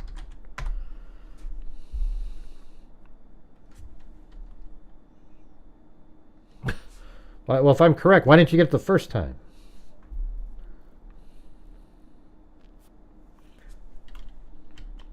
Forget it, man. That's where, like, ChatGPT sometimes it's like, yeah. He had to go out and look for a video and then find the text of it to be able to do, or he or she, whoever it's a computer, for God's sakes. Oh. So even if you're kind of slightly, there's a little bit more leeway as well. Like there are a few lines. Like there's one white line and there's another one in front. Like there's like a certain margin from which you can actually kind of put your vehicle, place your vehicle. That's probably what he's doing. He can't admit that he. Yeah. So I know laws vary state to state, but there is a law in Washington for blocking an intersection. Yeah, but see, I agree with him here. Blocking an intersection isn't really blocking. You're just claiming it so that you can turn. Intersection like that, proceeding through when you don't, when you're just stalling. I forget the actual verbiage. I can find it for you, but it's like stalling, blocking an intersection. Yeah, I'm just curious about the law. I don't mean to. Oh no, yeah, I can find it for you. Yeah. But, 1 second. That looks good on a Hyundai. I don't. God, it's just so weird looking at him. I'm trying to picture what he would look like that night if he didn't have his balaclava on. See Pennsylvania registration like at all? Okay, let's see. Expires November 22nd, or 2022. Okay. And yeah, one of those is actually. Yeah, okay, that looks good. I'll hand that back to you. I'm just gonna go check your info. I'll try to find that RCW, the law for you, and I'll be right back. Thank you. All right. He looks insane.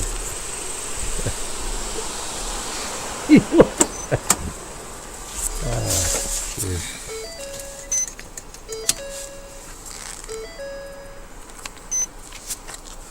Sierra 331, code 4 driver. 1 Adam 12, 1 Adam Burger, 12. King Ocean Henry, Boy Edward Robert, George Edward Robert, First of Brian, Boy Robert Young, Adam Nora, Middle C Charles, date of birth 112194, Mount Washington. Just a second, I gotta try to. 1636.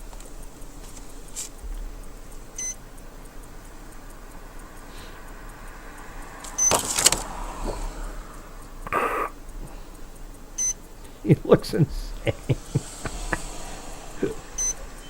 Yeah, I remember Dragnet. I also remember Emergency, Squad 51, KMG 365. 1 Adam 12, engine 65. Randolph Mantooth or something like that, and Kevin Tide.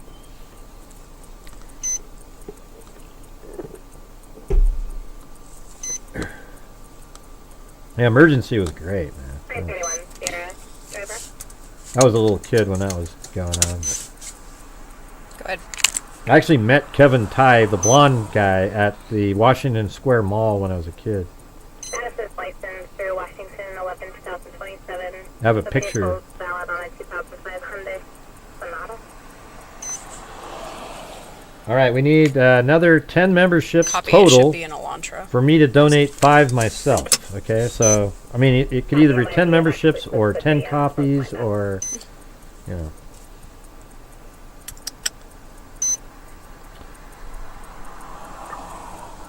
Sierra 334 stopping.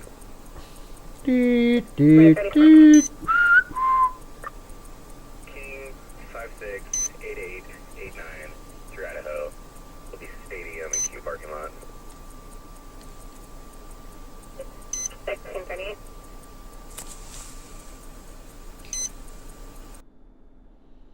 Let me get back to. I just, you know what, I was just, for me, it's the most. I wish she had just walked to the front of this car, though. And that's his Pennsylvania plates.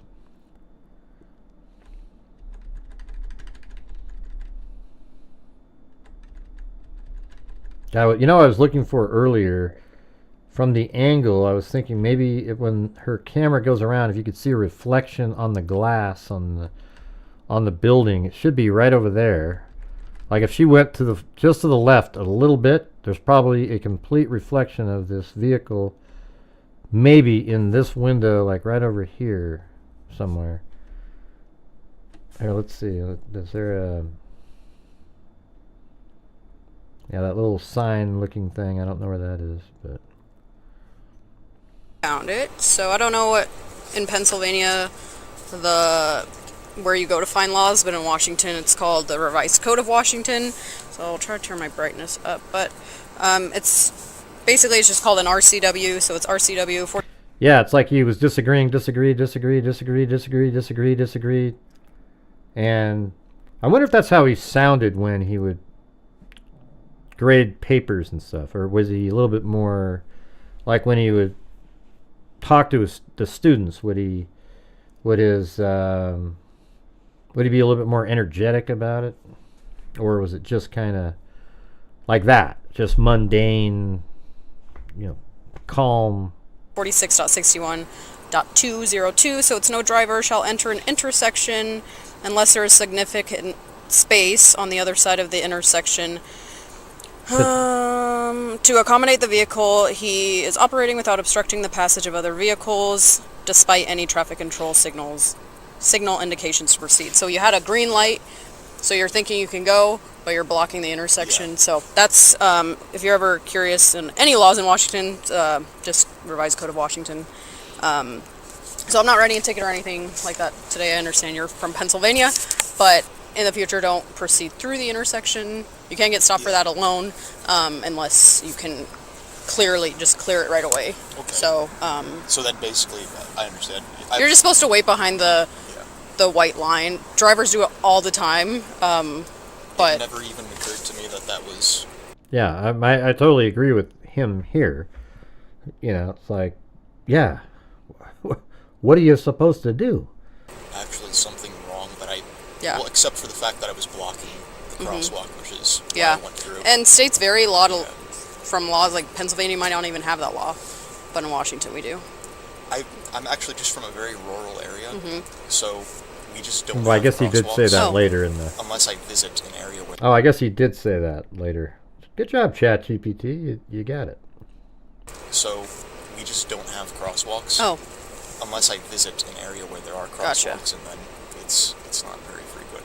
Yeah. Yeah, I do apologize if I was. So when you went to DeSalles, there was no crosswalk? About the law. I wasn't trying to No, not at all. Like I understand you're not from here, so if you don't, a lot of people don't know a bunch of laws. Like I only know it because this is what I do. But yeah, if you're ever curious on any more laws, just RCW, and they can be hard to read because it's in like legal language. But hope that helps. Definitely. Yeah. Have a good day. Definitely, you too. Thanks.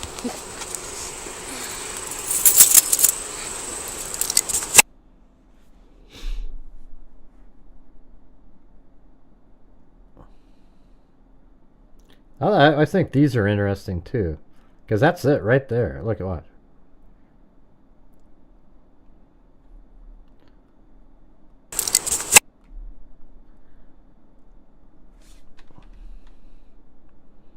Just right there on the right. Look at this. Ding, ding, ding, ding, ding, ding. Right there. Hey, thanks, Paradox. I am a former veteran of law enforcement officer. This dude is guilty as hell, I'm telling you. Look at how much evidence he has against him. Listen to Gray, people. He's telling you the absolute truth. Blind man can see it. Yeah. Yeah, this one isn't difficult. That's what's so weird, Paradox, is this one isn't difficult. It's not like, whoa, what's fun to do is put together all the pieces, but this thing has been cooked. The moment they put out the probable cause document and you go through it in detail over and over and over again, just like in the Delphi case, it's just done. You know, there isn't any leeway. There's nothing you go, you know, maybe there's nothing. And it just got worse and worse for him since then. Okay? Worse.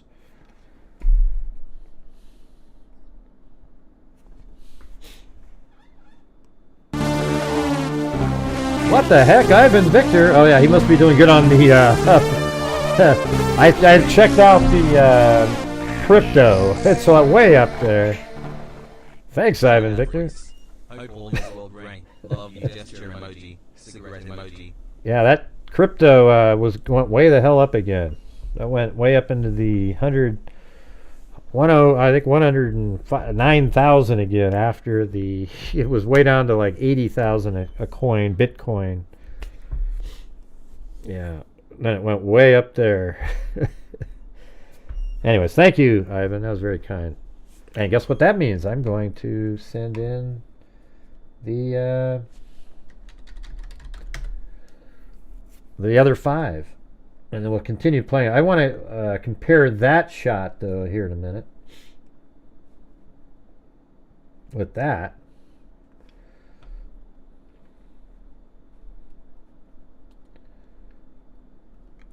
Let's see.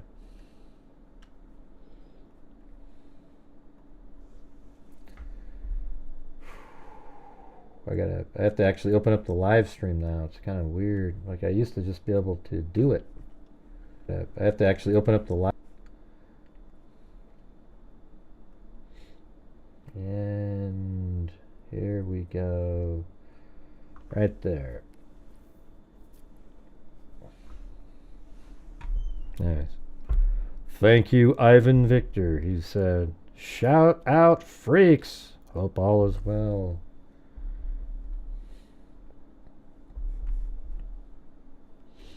Did it get in there? Cool. There we go. We got DeAndrew 38, Nancy Christensen, Robin Horton, Lady Beekeeper, and Y Wonder. All right. So let me go back to this. Let's just rewind it right to there. Look at that. Right. And take that.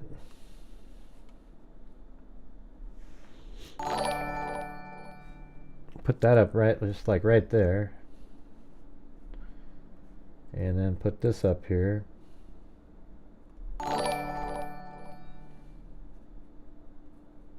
See, got see, this is motion blur too. So see the tail, this fin up here, that's the same as this. See this on the top of this car right there? That's the same as that, but this is motion blur, so it just would have been a little thing right there. Yeah, just like that part of the car. So you could almost just wipe out that. See that little blurry part? You can get rid of that. You can get rid of like this stuff and then kind of... but you can just see it. You can see it. See the little line right there? How it goes down? There it is right there. Now that's an Elantra. That's an Elantra. I mean, the defense isn't even arguing. But Ivan Victor gifted 10 also. Wow, look at that. Thank you. A lot of people got him there. Dara Johnson, Kevin Callahan, Wishing B, Texas Sunshine, Laura C, Joel Sane, Mickey the Cat, My Three Son, Mrs. H, Michelle H. Welcome, everybody.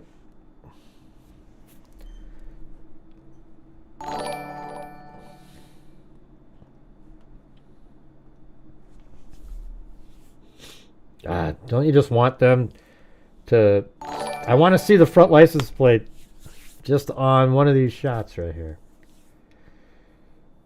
Actually, in this one, he has this. He would have two plates on because he has Washington plates on. So never mind. The October 14th one, though, he wouldn't have the front plate. This one he does because he got him only 5 days after the homicides. He got his license plate. Do I have that in the?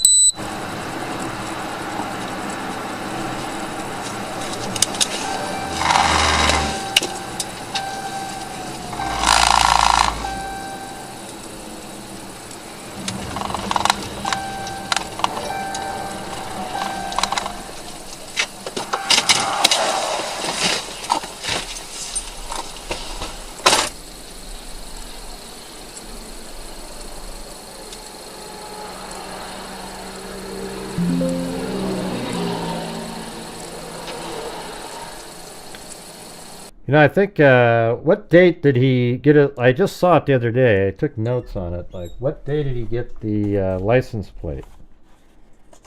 It was in the documentary. Ah, shit. Hold on. What day did Koberger switch plates to Washington? This... November 18th. He received the Washington license plate. Okay. He registered it from Pennsylvania to Washington on November 18th, but he got the plates on December 5th. That's probably why he waited so long to go home. So let me put this in here. Oh, there it is. Koberger got Washington plates. Actually, he just registered here. So let me change that.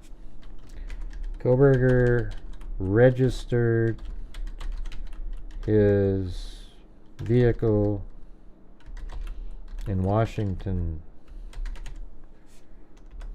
then on December 5th, the day before he almost purchased another K-bar knife.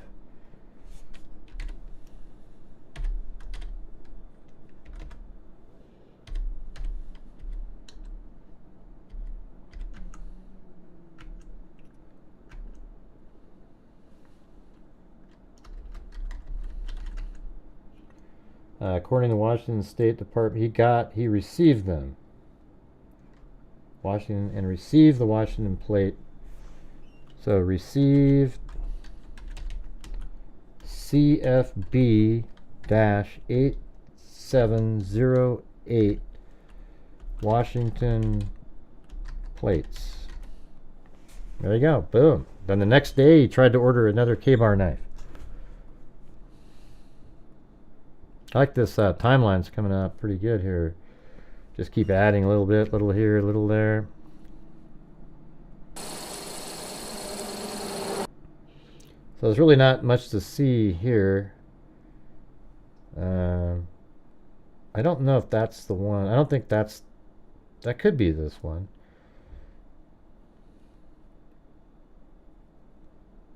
So here's where you can actually hear voices.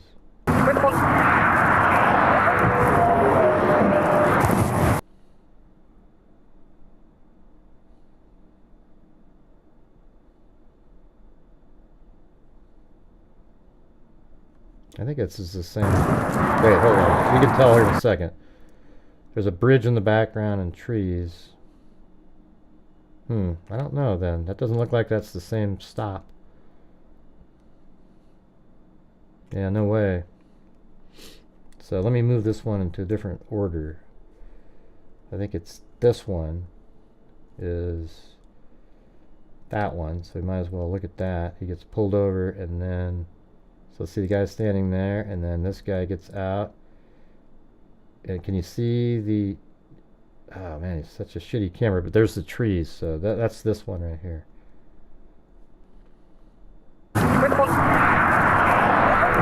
Yeah, no, they're two different stops. trying to find the one that went with that. Hello. How you doing? How y'all doing? Good, good. Take your driver's license real quick if I could. See, he's right up on the van, man. He's right up on the back of that van. Go over for tailgating. Is this your car? Okay, cool. Where you headed? Well, we're coming from WSU, and we're scanning early. What's WSU?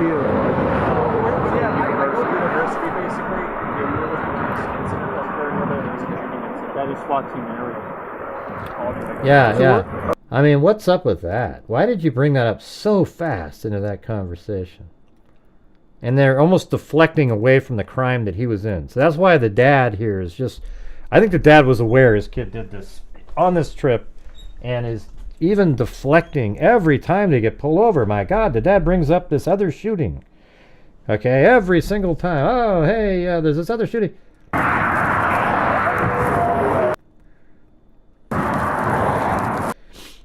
Here, let me see if I can put a noise filter on there. There it is, noise reduction. Just denoise. How's that gonna do? Let's see. Hello. How you doing? How y'all doing? Good, good. Take your driver's license real quick if I could. See, he's right up on the van, man. He's right up on the back of that van. Go over for tailgating. Is this your car? Okay, cool. Where you headed? Well, we're coming from WSU, and What does he say first? well, we're coming from WSU. Your car? Okay, cool. Where you headed? I think he says to get some Thai food or something, right? Well, we're coming from WSU, and we're scanning early. What's WSU? Yeah, it's Washington State University.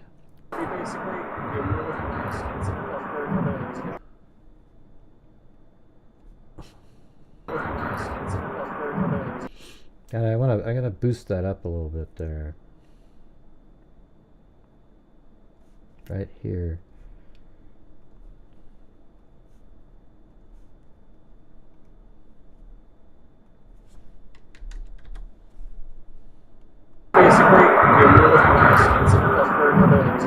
An incident occurred. That is SWAT team area. SWAT team and everything. And look at, he's looking at him right there like, I mean, look at that, creepy, look at that.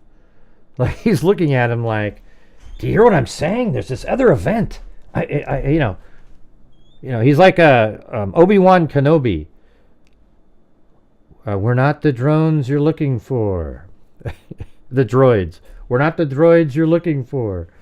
Right? Because he's just totally trying to change the topic really quick. I mean, it's amazing. Jesus. Look at that face, for God's... This is him after he told the story about, oh, they got a SWAT team and everything. I mean, he tells that story in 20 seconds. You know, so here's how this worked in his mind. Oh, where are you heading? Well, we're getting Thai food. And then his dad stupidly, you know, from his perspective, brings up WSU. Then as soon as he said WSU, and Koberger knows they're looking for a white Elantra over there, quickly changes the topic about, oh, there's this other thing with the thing. This other shooting over there, and wow, it was really weird with SWAT team and everything. You see how that worked? Because he was trying to, once his dad said WSU, then he got paranoid a little bit. So then he quickly brings up this other event to try to like sidetrack it. So I'm having a hard time reading because of the traffic. So you're coming from Washington State University? Yeah, he's having a hard time keeping track of it because of the way that whole thing went right there.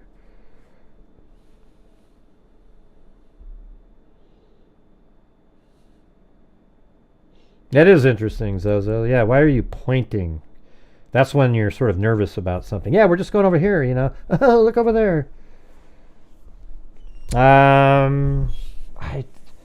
think the stops, it seems like mathematically they'd have to have been, one of them at least was intentional. But man, how do you, by the way, how many times does this guy get pulled over, for God's sakes? I mean, this is 3 of them. And let's see, since October, he got pulled over 3 times on camera. And then he got pulled over another time. I mean, he must have been pulled over 5 times in just a short amount of time.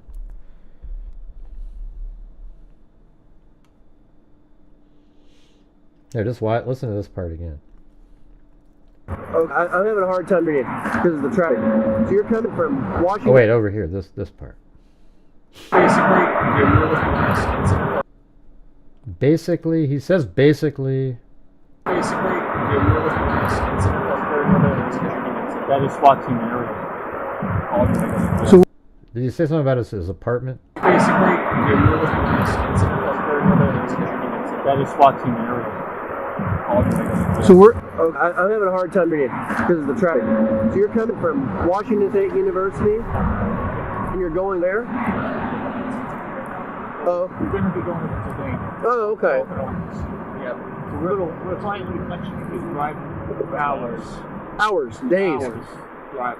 Yeah. Okay. And what did you say about some SWAT team thing? Or yeah, there was a mass shooting and everything. Where? Mass shooting? Was it? I don't think it was a mass shooting, was it?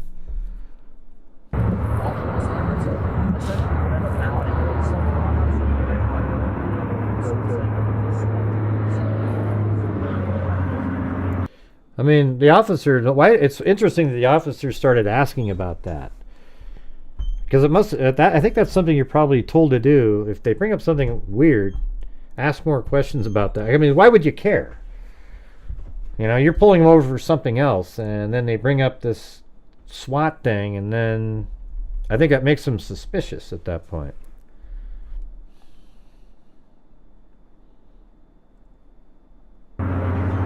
Interesting. Well, it's horrifying. Well, it's horrifying. Mm-hmm. So y'all look at the how ironic is this shit right here? Listen. Interesting. Right here. Well, it's horrifying. Oh, it's horrifying. He's going to the university. I mean, a university, and over here, right next to him, is a more horrifying person who killed 4 people in the middle of the night in a house. Mm-hmm. So y'all work at the university there? Or? Actually, do there. Oh. Okay. Oh God! And then his dad said he's a PhD in criminology, and he doesn't like. See, Koberger hates some of the stuff his dad's saying, and that's why he looks at him a lot.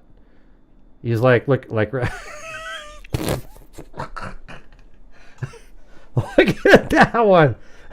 I'm surprised he survived the trip home, for God's sakes. Look at that picture right there. Holy crap. His dad barely freaking... he barely got the hell out of there. I mean... Man, I swear to God, I didn't mean to stop it right there. But he always looks at his dad all the time. And that one looks like he's about ready to take out that K-bar. Now, let's see what his dad said there. Okay. And what did you say about some SWAT team thing? Or yeah, there was a mass shooting and everything. Yeah, there's a mass shooting there. Yeah. Where?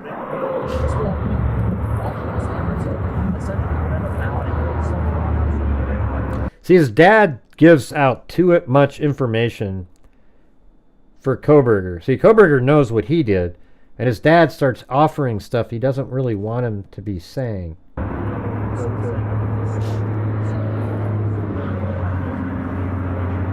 Interesting. I'm surprised he doesn't go, hey, my son bought a balaclava a couple months ago. Well, it's horrifying. It's horrifying. He's going to the university. Mm-hmm. So y'all work at the university there? Or? Actually, beaver. Oh,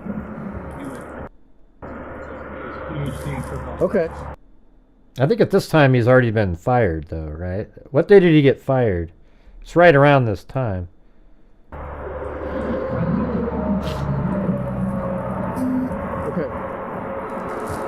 I hadn't heard about that incident. Just yesterday, or? This happened Oh, it just happened this morning while they're driving? What's he talking about? about an hour and a half ago. They're still out there investigating. I'm not sure there's two shoes because they can shoot study. Let's see. Then you don't know about that. Well, Interesting. Wow. Okay. So do me a favor, don't follow too close, okay? Oh. All right. Thank you. Appreciate you.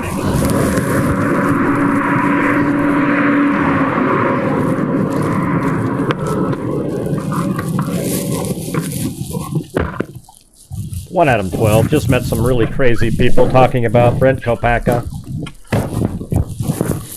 Yeah, let's see. Was his name Brett? Kopacka. Is that his name? Or Brent? Brent.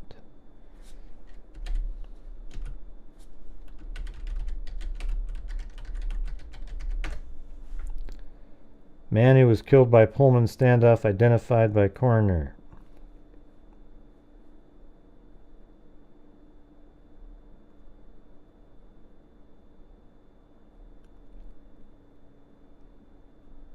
This is like a paid. Okay.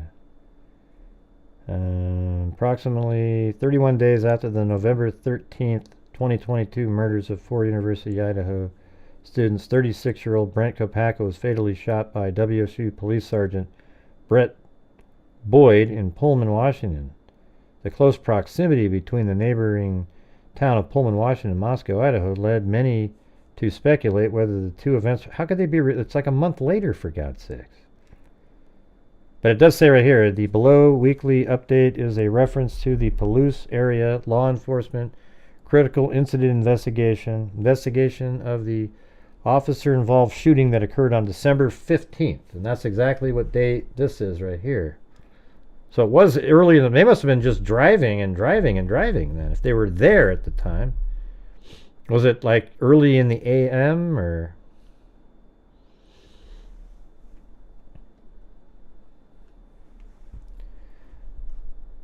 They mentioned Kopacka at the Indiana stop. Well, they always mention this incident, not the guy's name. You got to admit that picture looked like he wanted to take out his dad. 86 him. Okay. To coin a phrase from... What's his face? Yeah, his dad apparently realized his kid was the killer, or could be, on the way back. And I think you can kind of hear it here a little bit.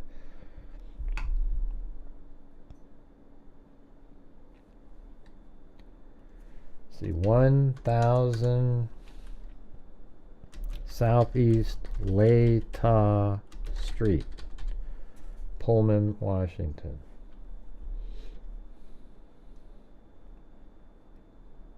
Yeah, Comey. Yeah, it's not even anywhere near his house, you guys.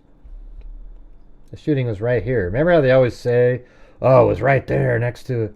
I mean, he lives up here. That's way down here.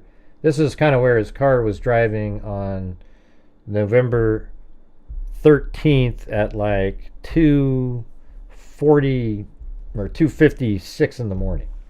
Right around there. And if you remember, then he goes over to the... I can't remember the name of it. It's one of these, I think, right here maybe. One of these shops. Floyd's Cannabis right there. Little purple top on the building. At 3:02 in the morning, his car goes by Floyd's Cannabis shop. After the phone turned off at 2:54 right over here.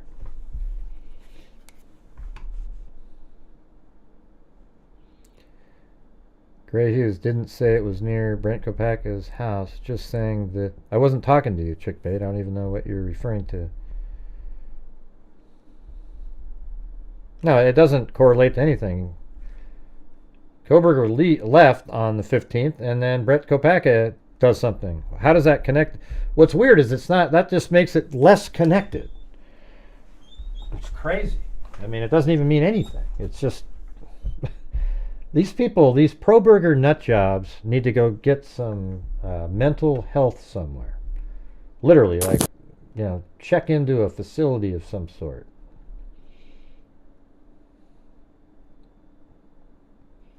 That's not very cool, Dre.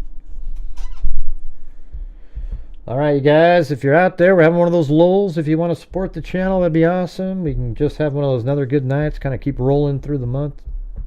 If not, that's okay too. So this guy just keeps driving and driving. Is there another? Okay, this is a... Oh, this had both of them on there. That's kind of cool. So this is the second stop. This is the one that has no, you know, that the tree isn't right there.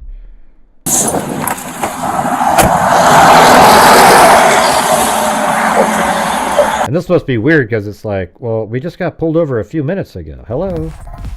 Thank you, Rick Jr. Hopefully the victims and their families receive some semblance of justice. Oh yeah, they're going to get justice. Yeah. Hopefully the victims and their families receive semblance of justice. Yeah.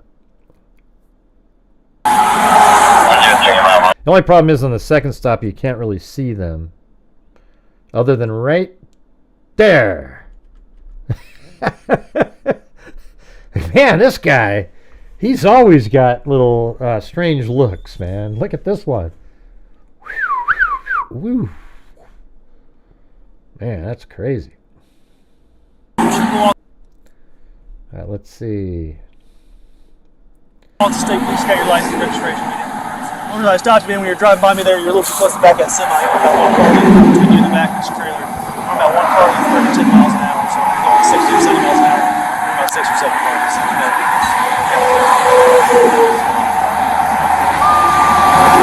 Oh, you guys did? Yeah, and you said that.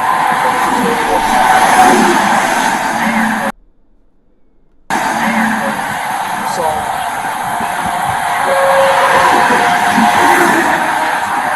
You guys stopped by a trooper? We don't have any SUVs. It was a county guy. Was it like a black SUV? Yeah. Okay. All right. And you thought you guys were following too closely?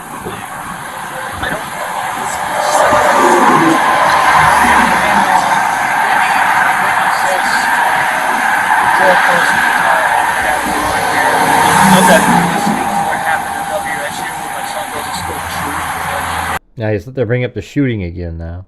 Today? Well, I'm not going to give you guys another ticket or warning if you just got stopped. Just make sure you give yourself plenty of room, okay? So it's all about how fast you're going, okay? So if you're going 10 miles an hour, you only need one car. Or if you're going, so the speed limit here is 7. If you're going 70 miles an hour, you need 7 cars. Yeah. That's the easy way to explain that. Yeah, that's what's kind of cool when you have. I have the Subaru that I got last year.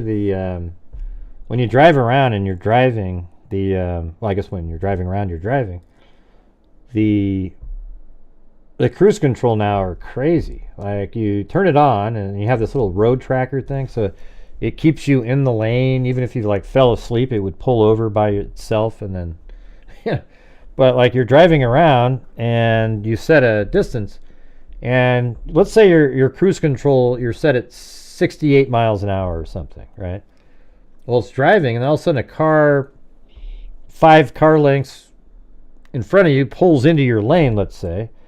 The car automatically starts braking to keep the same distance to the next car. And then when that car in front of you speeds up, the car automatically speeds up. So I can totally see how in the future we might have like autonomous vehicles, because it's amazing the sort of the smarts that these cars have these days. A little creepy too. I mean, the other day I backed up, not the other day, but like months ago, I backed up in the darkness at my parents' house. It kind of has this really steep driveway, and I came down, and I was just about to smash into a car behind me, and the car just braked automatically. And then today I was trying to, this guy was trying to help out around, build something underneath my carport, and he was standing right behind the car, and he's like, yeah, keep backing up. Back in the car was like, It wouldn't let me back up because there's a person standing there. He had to get the hell out of the way for me even to move the car. It's pretty wild. Yeah. It's really in the B&B man that says 227. Alright, you guys have a safe trip. We're not heading. Thank you so much for stopping. Where we're heading to.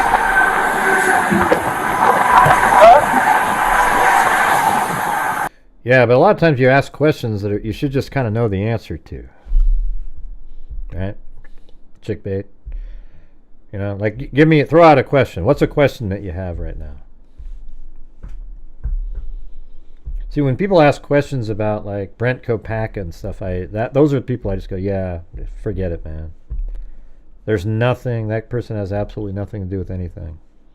That was just the, I mean, it's interesting that it has BK also. But that's it. I mean, what else is there? There's no connection at all. Now, if Koberger wants to come forward and say that Brent Kopaka was with him, sure. I mean, go ahead, start naming people. But you were there because your DNA is on the knife sheet that was left at the crime scene. Well, we're at? Yeah, it's a long haul. You guys scared of airplanes?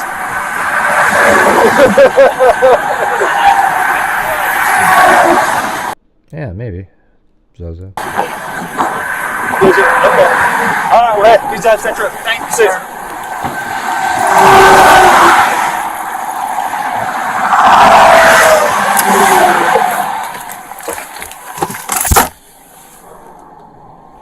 Let's see. So if Koberger left the sheath and looked up everything else, but why didn't he look up the VIX in my question? I can't find substantial evidence for his... He looked up the case. He looked up the case. You know, that's all you got to look up is, you know, and then all the people's names are in there. You wouldn't need to look up each one of the people. You just look up the case. It already talks about them. And when you say, so if Koberger left the sheath, he did leave the sheath. So that's why people might think you're a pro-burger. If you say something like, so if Koberger left the sheath. No, he did leave the sheath. So you could word it like, you know, when Koberger left the sheath, I was surprised that he didn't do this or this or this. I don't know what that means. You looked up the case too. This is what it says right here. It says, on the evening of December 14th, 2022, Pullman police officers responded to a third-party report of a weapon offense around the 1000 block of Southeast Latah Street around 8:37 p.m. Officers descended upon the coffee house apartments because Kopaka was allegedly threatening to kill his roommates, according to the Pullman Police Department. According to the official statement, Pullman officers attempted to speak with the male, but he barricaded himself inside the apartment. Pullman PD crisis negotiators and Whitman County Regional SWAT team responded. The suspect began firing from his apartment.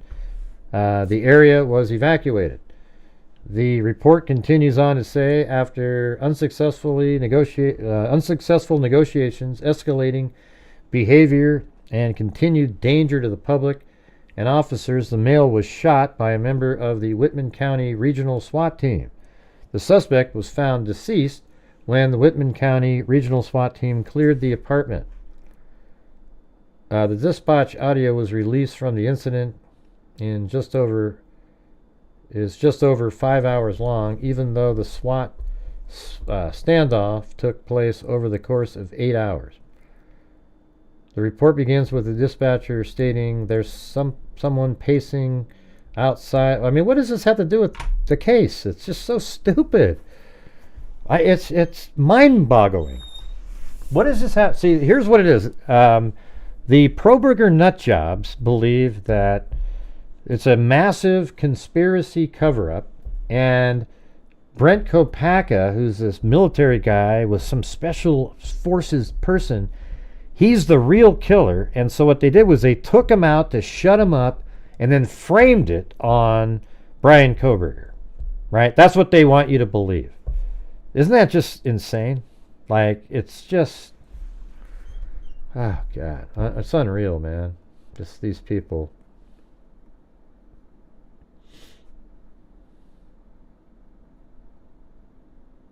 Let me see if this one sounds any better. Oh, that's the first one again.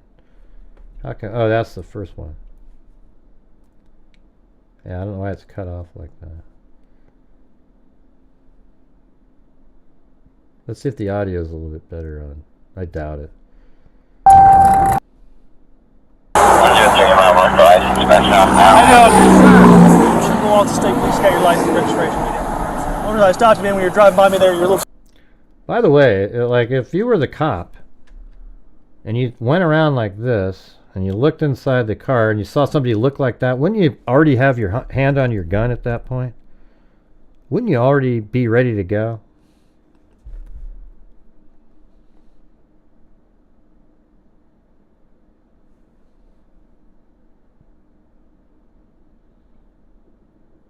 I'm from Chicago, so what? It's a famous case, Goofy. What kind of English is that? What terrible grammar. You should go on to state police, get your license and registration. I remember I stopped you, man, when you were driving by me there. You're a little too close to back that semi. Let me see. You should listened and learned 2 years ago. There's nothing. Brent Kopacka is not connected to Brian Kohberger. And by the way, can you use better grammar, please? You should listened and learned. Wow. Whew. Oh, you don't want to keep looking at your face? Okay. Between you and the back of this trailer, we're about one car going 10 miles an hour, so we're going 60 or 70 miles an hour. We're about 6 or 7 cars.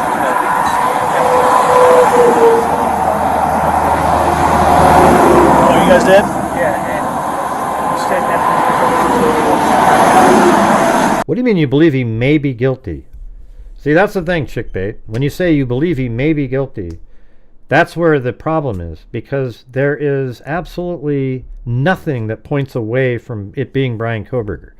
What it means is that you've gone elsewhere and you've been suckered by a bunch of people who are putting out garbage, literal garbage, in a slick way that you believe. And that's the truth, because this case is a slam dunk. There is absolutely... I just like putting the pieces together, all right? Gray is super fortunate. The majority of his haters are damn near illiterate. Yeah. Oh, no, seriously, though. Yeah. Got a lot of haters out there, that's for damn sure. That's okay. You know, I'm not going to change for them. Yeah, innocent until proven guilty, Gray. I bet you said the same thing about O.J. Simpson, right, Chickbait? You said, I don't know. I don't know. I'm not sure he did it or not. No, I'm not reading you wrong. You say stuff up there. You're not sure. You still have questions. I don't have any questions about this case other than I want to know more about what was on some of the things that we've heard about. Oh, maybe that's why you're not as wise as you could be. He didn't take into consideration all the cameras or VAMRAs. No, I'm not, Chickbait. The only thing I've done for law enforcement is create demonstrative 3D animations, and I've covered thousands of cases, so I know what I'm doing. Yeah. Well, you need to ask more. I mean, it's just crazy that you have questions. There is nothing that points away from Brian Kohberger being the killer in this case. And that's why the defense has no alibi. They have nothing, because there is nothing. Right. Those are what I've made, animations for a prosecutor in New York. That's my only working with law enforcement. Although I know that they've watched a lot of my videos, and oftentimes they'll create something similar because they see how effective it is. All right.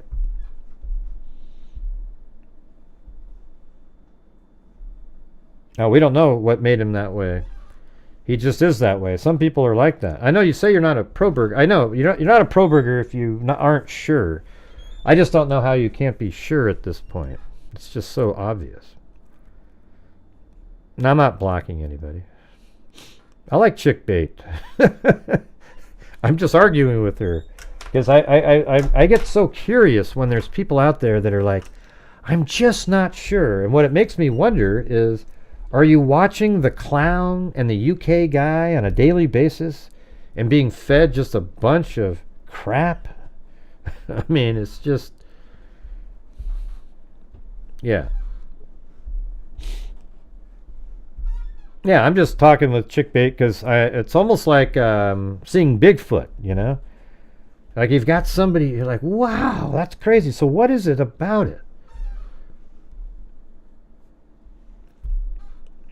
I don't know when you say post it. I don't watch, I don't know if you make videos. I don't watch your videos. What was the name of your video that shows the time it took to, I think it's one of them's like 9 minutes of hell, and the other one's, if you just go to my channel and type in 9 minutes or 7 minutes, the 7-minute one takes too long. Like it's way too long.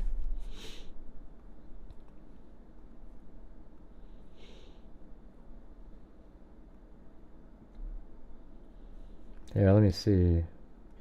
Here, I'll show you guys where I'm at now. I added one more frame. I'm going to interject a Dylan Mortensen peering out of her door in one of them. But you guys watching me get to have the updates as we're going along.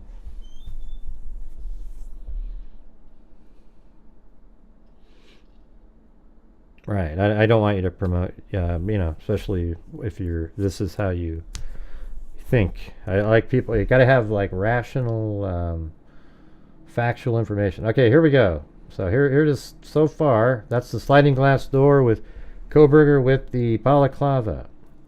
And a K-bar knife in his hand, exactly 11 inches long. I have him at 6 feet.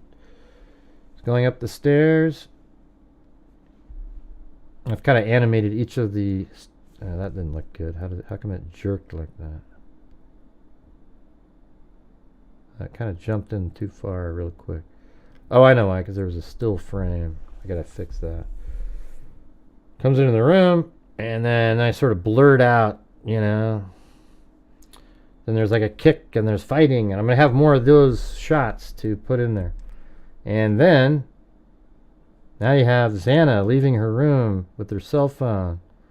And then she's about to walk right there. See that? Isn't that cool though? I mean, shit. That's amazing. Like she's just about ready to go into the kitchen. See that? So she's right there and is going to turn and then about to go into, that's that little step down right by Dylan's room, and it's going to go into the kitchen. So right in this area, I'm going to have Dylan, because this is when it sounded like Kaylee was playing with the dog.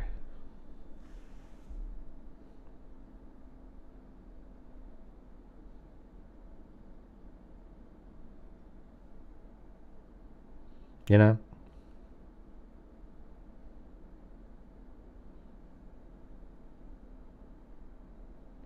You know, it's not like perfect with the phone. Like the phone goes inside the wall right there a little bit, but sometimes you just gotta let it, you know, if it's fast enough, nobody's paying attention. It's just coming around, ding, ding, ding, ding, ding.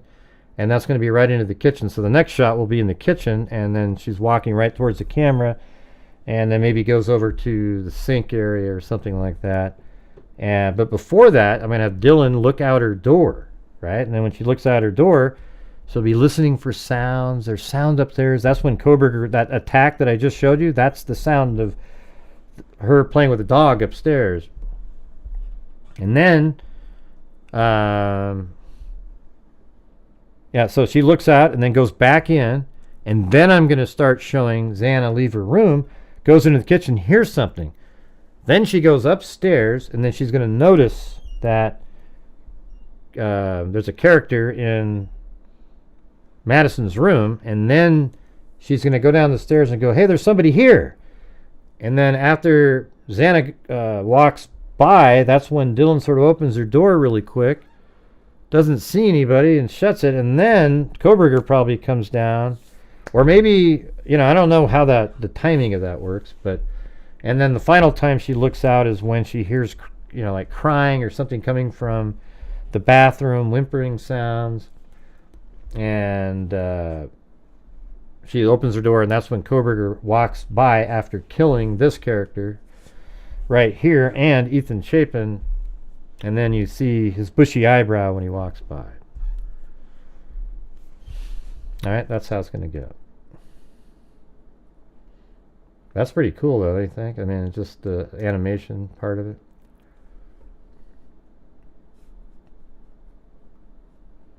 God, you guys are lucky. But man, we just died down. Massive lulls, massive lulls. And by the way, I think tonight we only have one coffee, if you can believe that. Man, we got to do better than that. Let me put this in here. It is creepy. BK had to go to Ethan's room and do that then. Huh? I don't know what that means. GA girl, that doesn't make any sense. What do you mean one more left? Just let me, I'm just working on it on my own pace. I'm going to do it what I'm wanting to. You're typing in too much, chickbait. You're like, I don't know why, if you're compensating or trying to. Let's see, Corey Auckland, he doesn't seem to like the type to use hard drugs. It is kind of weird that when they say that he used to do like heroin or something. I mean, it seems strange.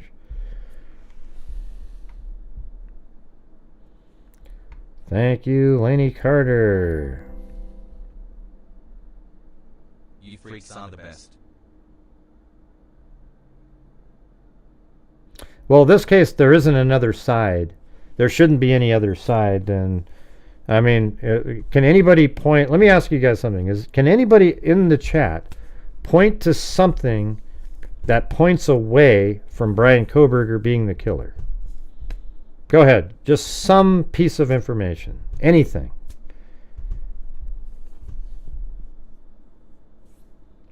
Thank you, Lenny Carter. You freaks are the best, she said. That's what that one guy said when we solved the Daniel Armentrout. Just one thing.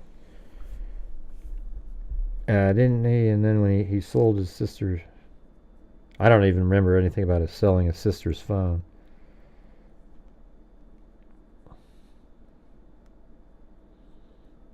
I mean, I just want one item.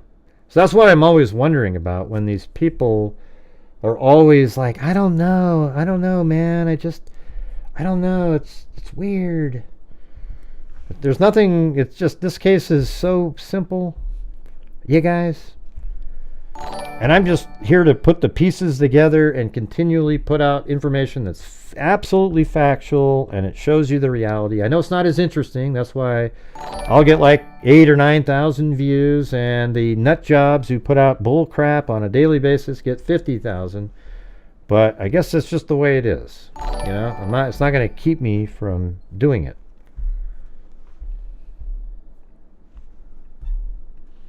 So we had to meet them at the door of Xana's room to get both. I don't know what that means, GA girl. It doesn't mean anything. Ethan was sleeping. Xana's going back to her room, so he may have attacked her right when he got to the room.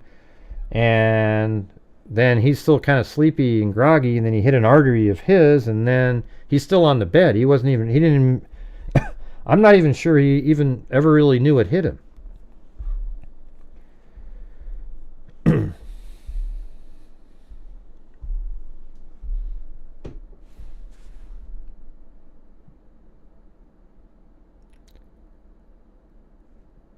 huh?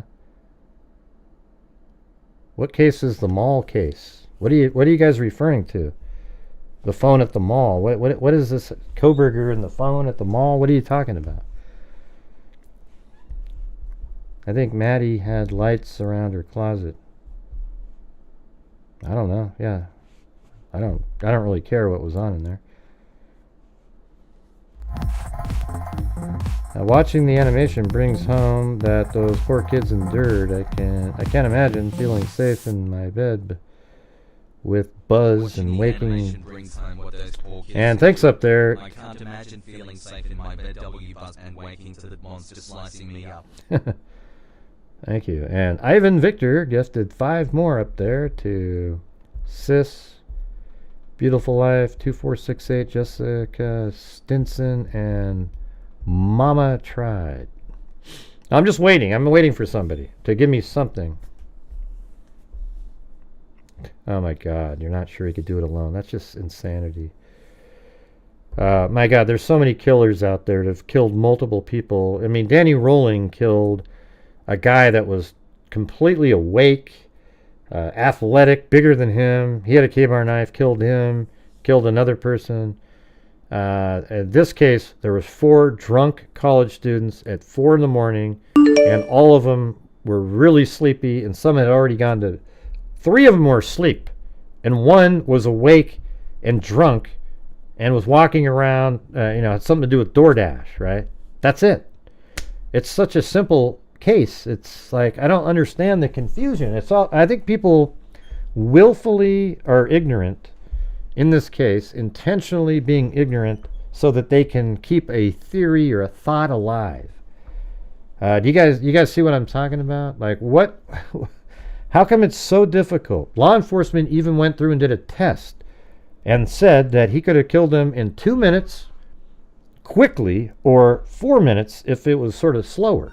And you see it in my video. I did a 7-minute video, and it's way too long. It's way too long. Let's do it again. All right, for the people out there.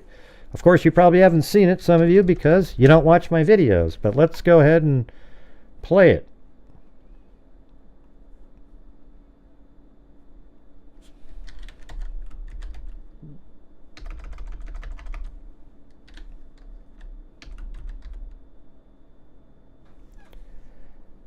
All right, there it is right here.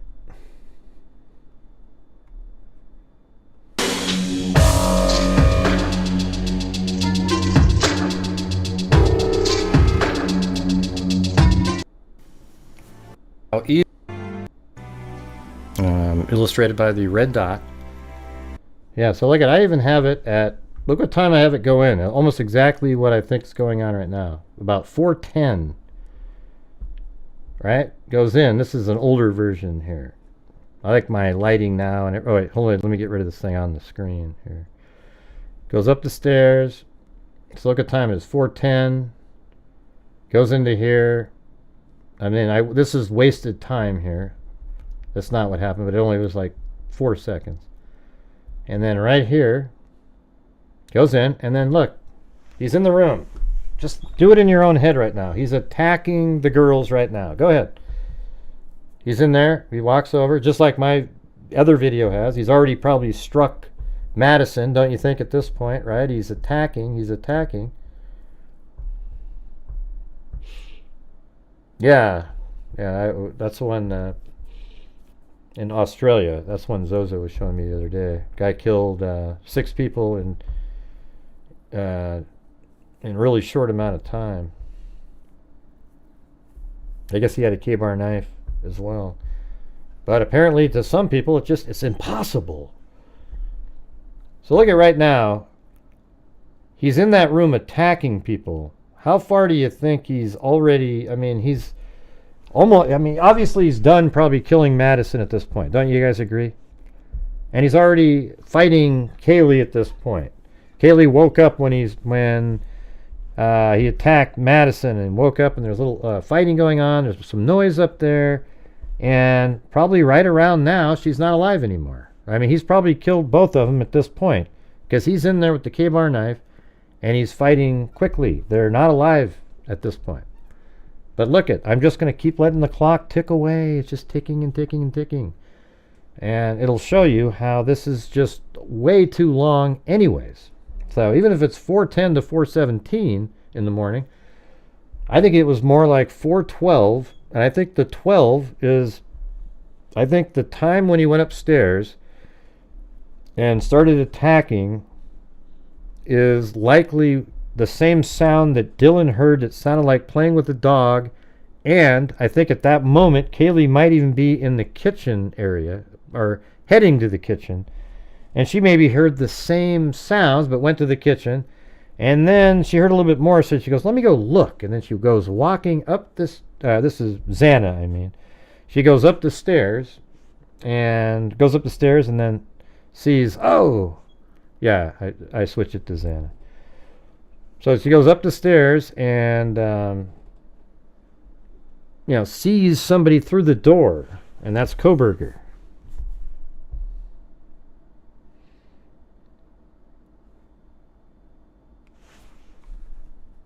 See how long that was, though? I mean, now we're just now getting to Ethan and Xana. This isn't how it went. This is something I made like 2 years ago, all right? So none of that stuff with Ethan standing in the hall and all that, that's not reality.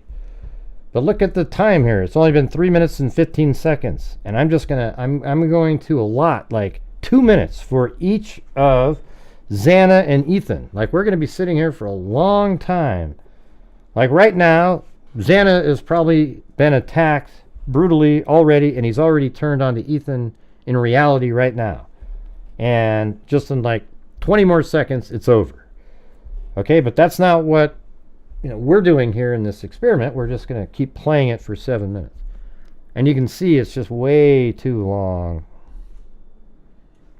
And I don't know, it's just so strange when people just say, one person couldn't do it. And amazingly, they say the same thing about Richard Allen. One person couldn't do what he did. I mean, give me a break. The two 13-year-old kids, he had a gun, and he forced them to do everything that happened. And people say the same thing. It's always people that are defending the other side try to find little angles to...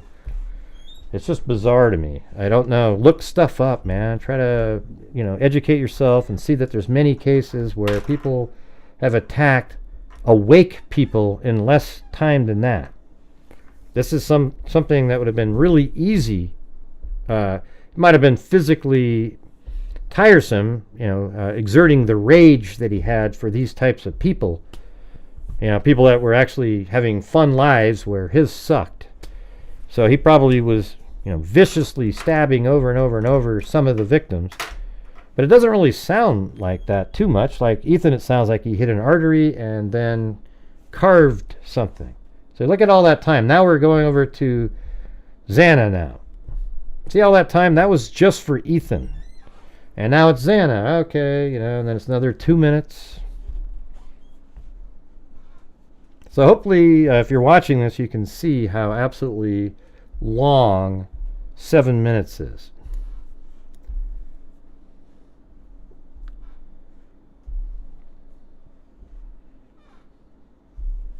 Yeah, exactly. I'm sitting here making darkness because, and I just, people can just use your imagination of what was going on in this time.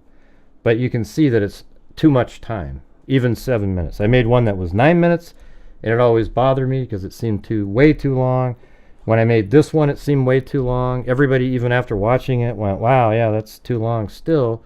So I think it's like 5 minutes or less. So I think he got into that house at like 4:12, 4:11, 4:12. And maybe some of the time was eaten up by when he sat down on a chair for a little bit of time. As a nurse, I know it takes seconds to strike a carotid artery in the neck, femoral and leg. You're bleeding out. Kids were buzzed, sleeping, not alert, sad. Yeah, exactly. See? Right there. And by the way, I don't know if you know too, but aren't there ways, like, have you ever had to wear as a nurse like your little hazmat or infectious disease garb, and you guys are taught how to like take it off from the outside, and it kind of rolls up on itself into a ball, and you just kind of throw it in the garbage, right? And you're completely clean. See, look how long that whole thing took. So that everything in that room, positioning everything was wrong. We didn't have the information back then. And there's Dylan, that was good there. And then out, so I'll have something similar to that, but I'll have it from her point of view, where you can see. I'll probably film Koberger walking out, and then Dylan looking through the door right as he's walking, and then boom, you see the maybe bushy eyebrow or something. I mean, it's hard to recreate that, but. Now look at it. I have it at 417.20. It's probably closer to 418 when he leaves.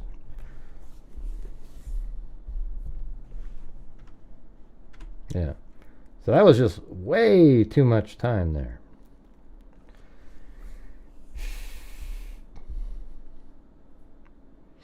Right, so you have a whole outer garment on with gloves and everything, right?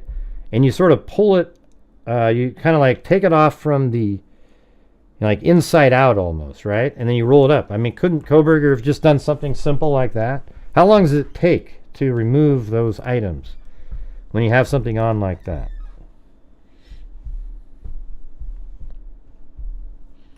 Yes, it's taught how to do that, and it doesn't take long to take PPE off and not get any on you. Yeah, well, somebody in the chat mentioned that a few weeks back, and I thought I could, you know, it'd be interesting to see or watch somebody do it. Maybe one of you guys can videotape it doing it, and then we can see, oh wow, look how simple that is. Not even a minute, huh? Jeez. Wow, that's crazy. So he could have gone up there, done all that, put it into a plastic bag, and got the hell out of Dodge.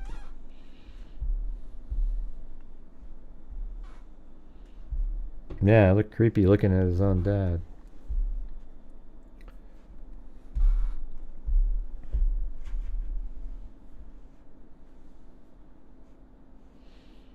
I wonder if he had some sort of shoe cover on his shoe too. Well, I would hope the shoe cover was on his shoe, but I'm just kidding. I mean, I do the same thing. I've always like adding extra. Yeah, I mean, maybe he just wore, I don't know, maybe he wore some kind of shoes that he was going to throw away. You know, cheap shoes. Just took them off, threw them into something. You tear the ties off, roll it up after taking the gloves off. Hughes, do you think they had body cams on with the raid of his house? And maybe him wearing, God, I hope so. That'd be crazy if they played that at trial. Oh man, he's sitting there. Oh man, I hadn't really thought of that. That'd be nuts.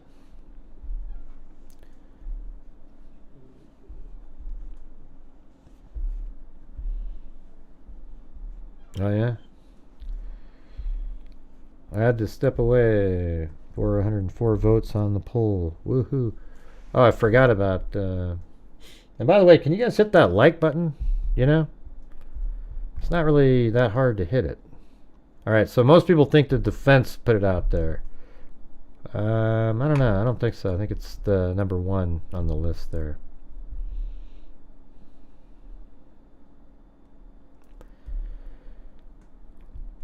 Let's see. My aunt was... Oh, man. Your aunt was stabbed to death by a stranger. Did they ever arrest the person, Laney Carter? That's crazy. It's the charity Gray. Oh, that was funded... That was you? I thought you had a different name. Why I believe what he does is so important. Good people outnumber the bad. Yeah, we did that charity. That was weird. They tipped themselves, though. They had to give me their tip money. I said, hey, they tipped like, I sent $1,000 in, and they tipped like $150 to themselves. And I was like, no, we'll give the $150 to another place. Oh, Ethan? No, Ethan was just this month. Oh, you're related to him? Wait, what do you mean? I'm confused.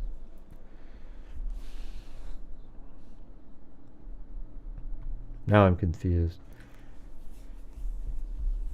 That would be tutorial videos on YouTube to show donning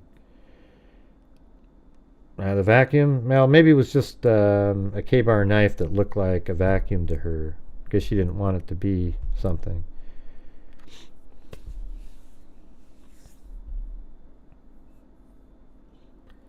The chute suit had a hood. We wore 3 sets of gloves. When done, we stood over a hazmat bag, like a 55-gallon trash bag, and rolled out PPE off in less than a minute.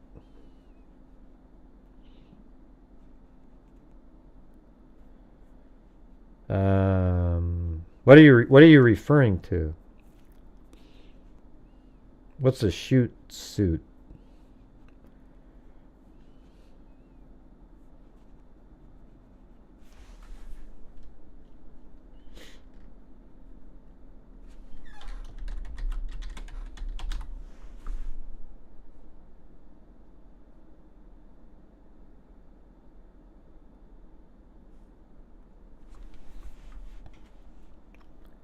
Two parts.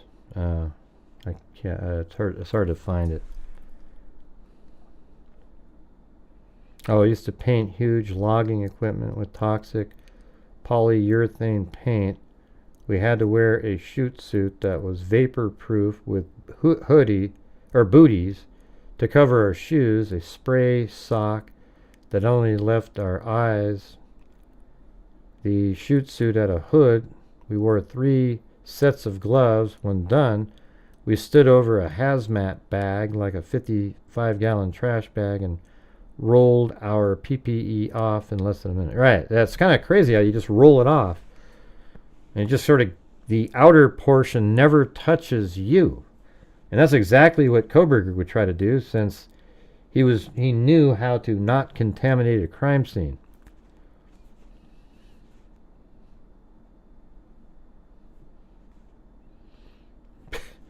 I'm convinced I'm wrong. Let me sleep on it. Well, then you're not convinced you're wrong. And wrong about what? I don't even know what you're talking about. Let's see. Yes, Sherry Black.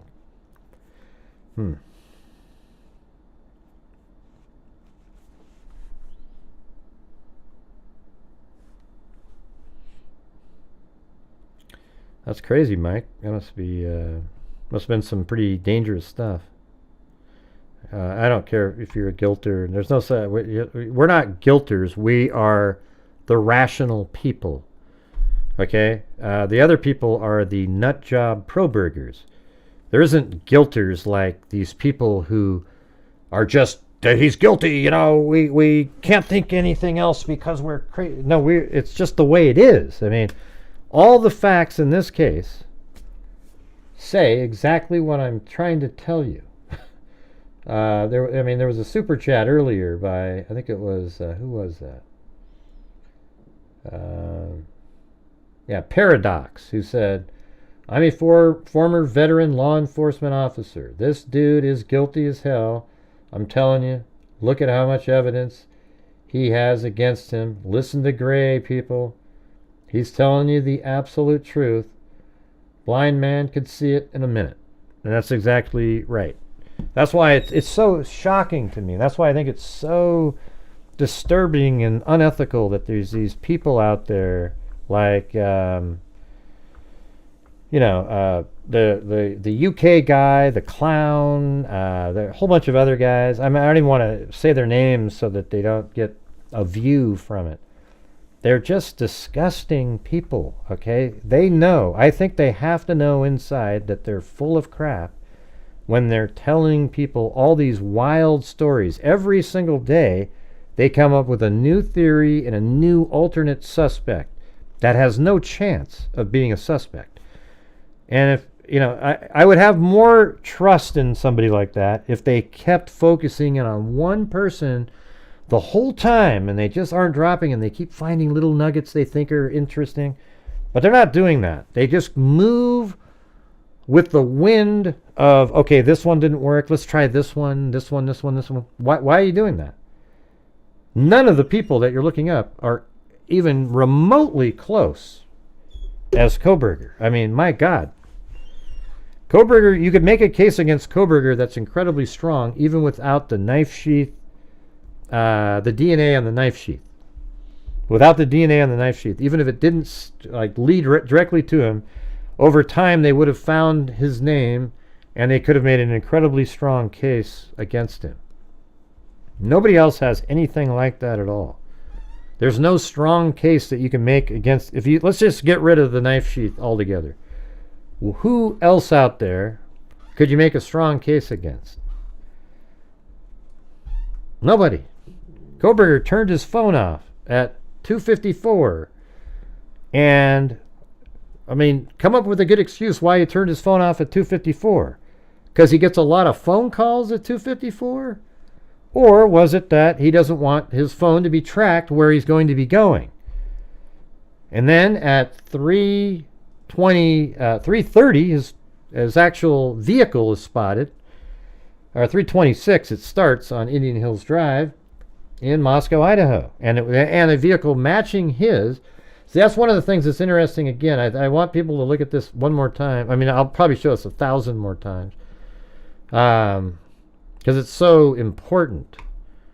You see the blue here is CAS data, right? The red is Kohberger's vehicle spotted, a white Elantra spotted. And so if you look at it like this, look at 242, CAS data shows he's near his residence. And then at 244, he's near Nevada Street and Stadium Way. That's in southern-ish Pullman. It's all really close to each other. Then at 247, the CAS data shows that he's in southern Pullman, right where this white Elantra is driving around at 2:44 in the morning. Then at 2:53 in the morning, his vehicle is spotted at Stadium Way again in Nevada Street.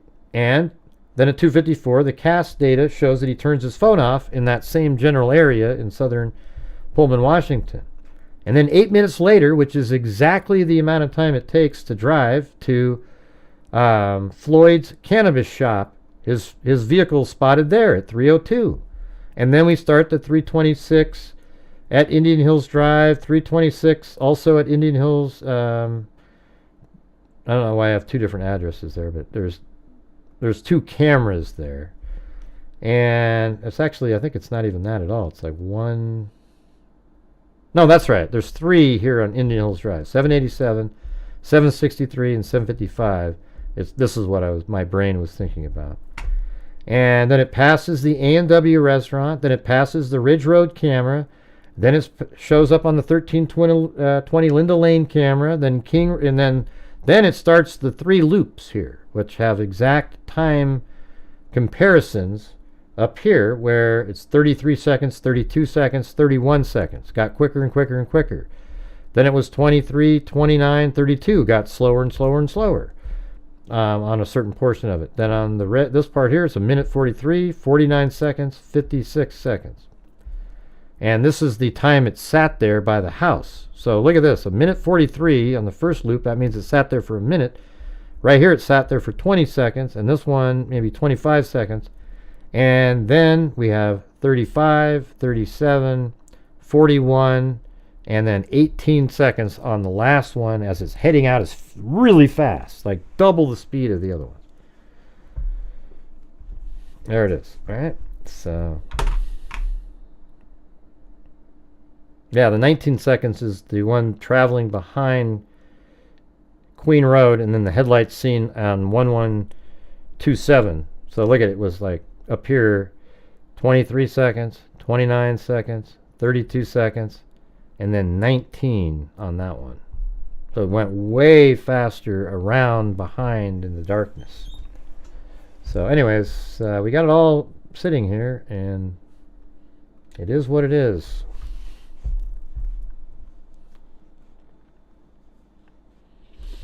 Anyways, I think I'm going to take off now, you guys. That's been almost 2 hours and 50 minutes. Yesterday was a 6 hour, almost a 7 hour day of YouTube. What does that even mean, chickbait? That sentence doesn't even make any sense. But he's innocent because IGG says so? What does that even mean? That sentence doesn't even make any sense. Are you just trying to be goofy or what?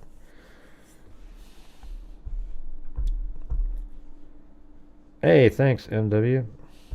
But he's innocent because IGG says so. No, IGG doesn't say so. It's a complete opposite of that. Maybe you misread. I don't even know, man. You seem like you're... I don't know.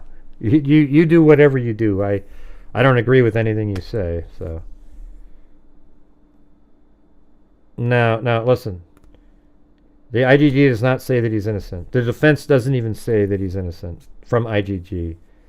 They just say that because the FBI used a, broke the sort of policy of the website, that they shouldn't be able to use it. That's it. Chickmate, get the information correctly, though. You just stated completely bogus stuff just now, okay? Completely bogus. I don't know if you're hearing this stuff somewhere else, but you're not even close. Millions on a case with no...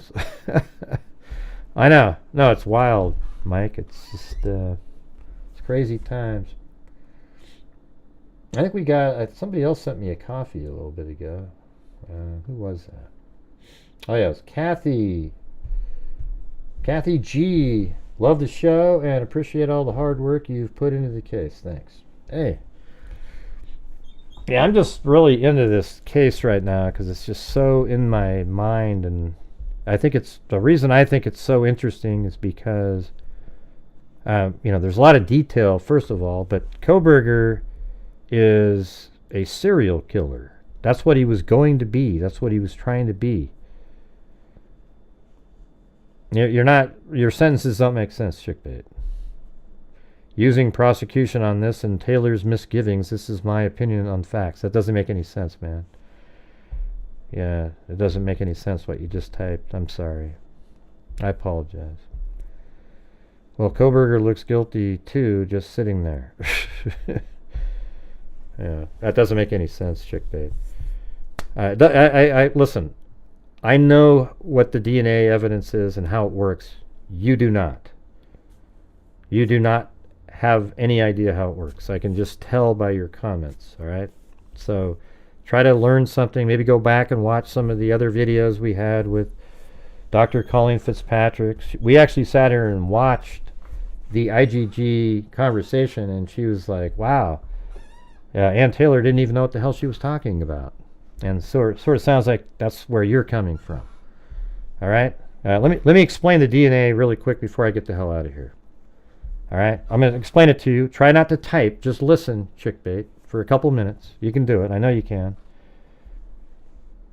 So after they found the knife sheath, they checked for DNA, and they found an unknown DNA source on it. They took that DNA source, and they... Okay, are you going to keep typing or just listen for a minute? Just try to pay attention, because what you're typing in doesn't make any sense. So they took the DNA knife, the sheath, they found an unknown source, single source of DNA on the button snap of the knife sheath, and they put it into CODIS first. And they did not find a match in CODIS.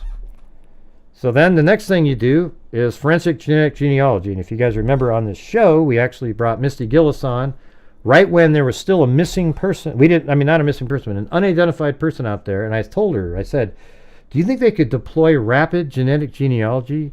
And let's say everybody dropped what they were doing and just focus on this case. And she said, yeah, within 2 days, you could probably get a sequence, put it in.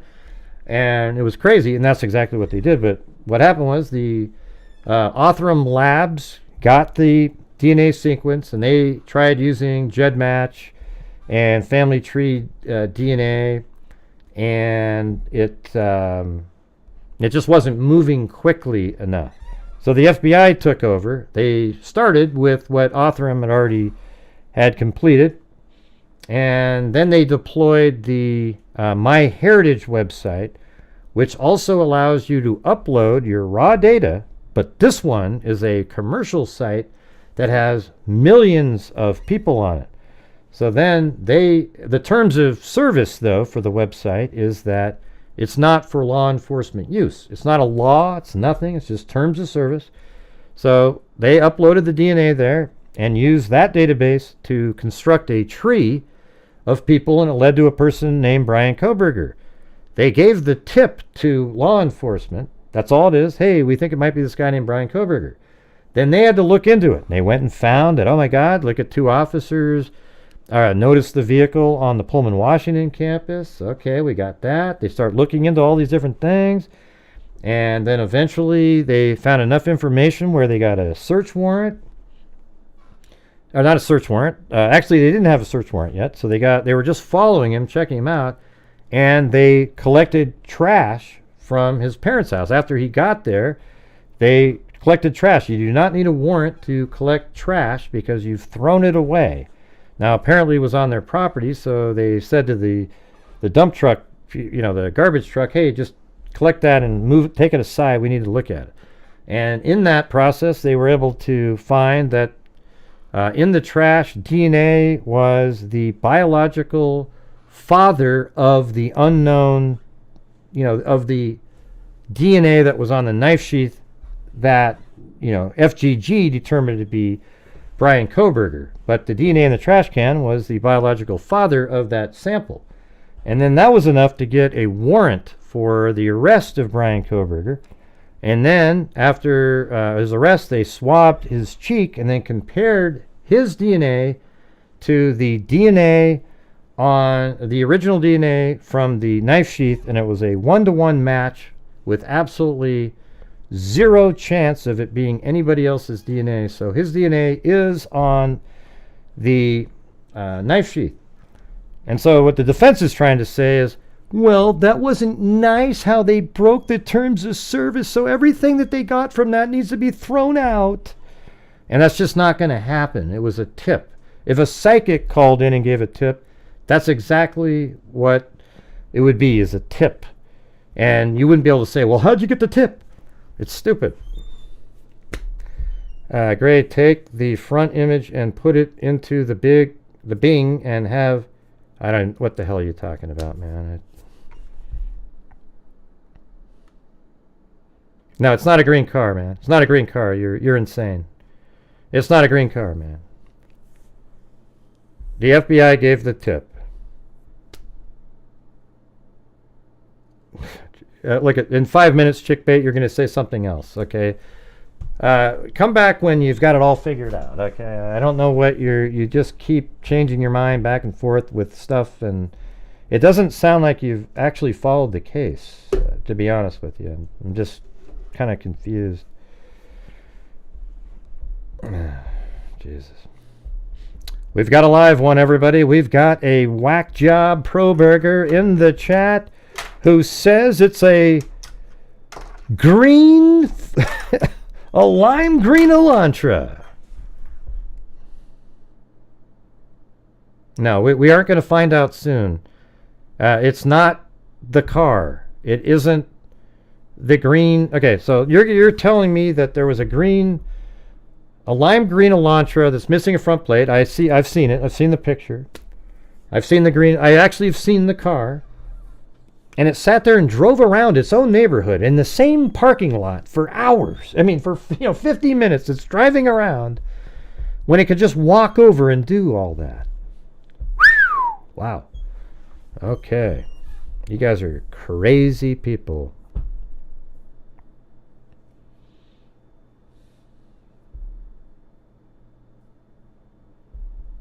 All right. Well, hopefully, did that whole DNA explanation make sense? Because I can't say it any better than I just said it.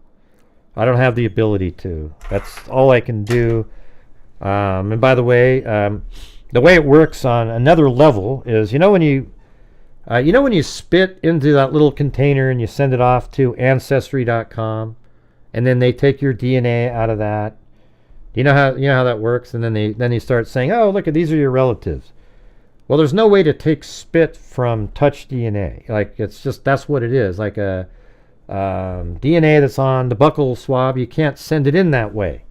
But there's companies out there, one called Bioinformatics, that can take the sequence and convert it. So on these sites like Ancestry.com, you're able to download the raw data file. It's a zip file of your own DNA, right? And that's what you upload to GEDmatch and Family Tree DNA and the other one. Now I can't remember the other one, but you upload the raw data to it, right? And so what this company Bioinformatics does is it creates a raw data file using just a DNA sequence. So it's able to sort of create the same thing, and then you can upload it to GEDmatch, and it works. Now, the thing is Ancestry and 23andMe, they don't allow you to upload raw data. They allow you to download your raw data that you can then upload to those sites. It's only that MyHeritage is the one large company that allows you to take your raw data file from 23andMe or Ancestry and upload it there if you want to. It's different. It's the only one that's like that. The other two are research only, GEDmatch and Ancestry DNA. Those are just ones where you upload and you start doing research. The website MyHeritage is just like 23andMe and Ancestry.com. It's just one of the three big ones that allows you to upload your raw data. There you go. Ah, jeez. Didn't think how dumb to use his own car, probably. Do an overlay, Gray. You can see the little bump on the license plate. You'll find out soon. There is not a chance in hell, okay? Nothing. I think the person, though, that you're blaming it on should sue everybody. These guys have they keep putting the name out of the person with the lime green Elantra. It's unbelievable.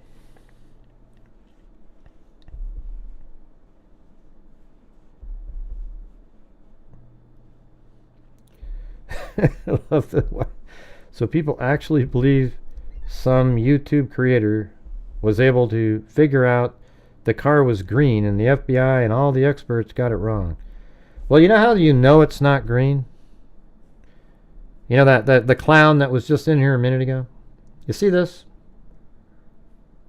If this was lime green, how come it looks white?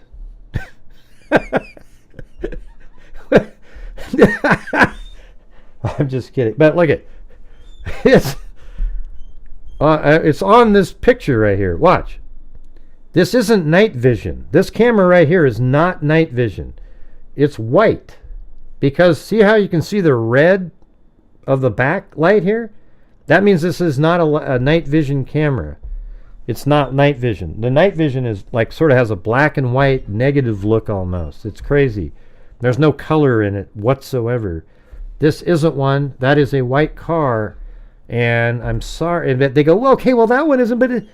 But this is the one that shows it's Kohberger, missing a front license plate, a white vehicle. It's within a third of a mile from there. Maybe he was just driving by, Gray. Okay, but he's in the neighborhood. What about the other one? That one's the green one, Gray, on the night vision camera. You see? Oh, my lordy. Are you kidding me? Wow. So Kohberger's car came in and then a lime green one took over. Unbelievable.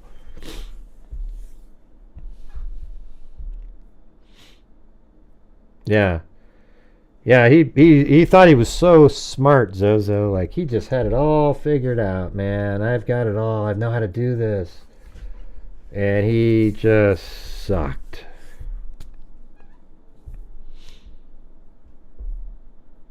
Oh, Jesus.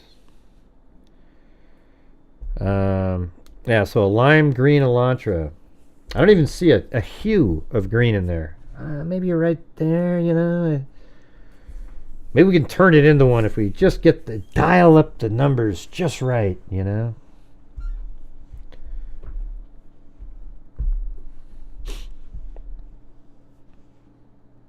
And it was green. His DNA is still there. Right.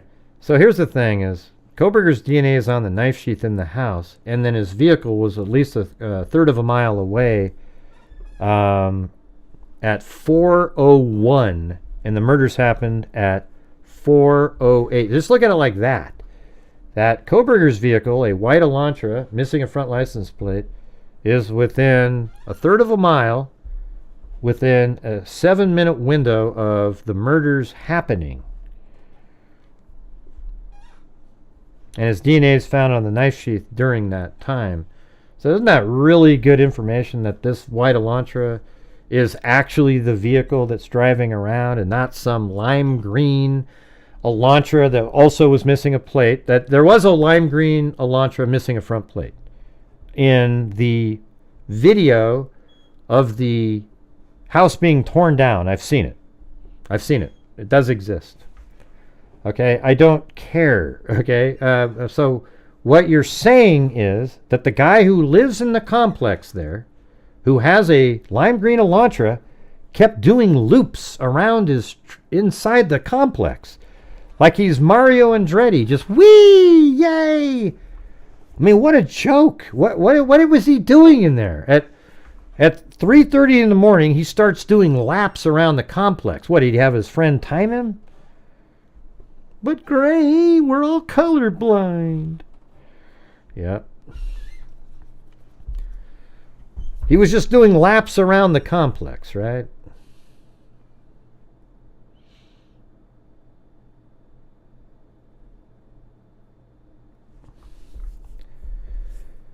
Let's see. He seems to. Here's the thing. I don't. I'm not going to be a YouTube channel that once I know what the reality is, I'm not going to pretend that there's another like, oh, everybody, I see what you're saying. Let's look at. No, man. When I figure something out, that's it.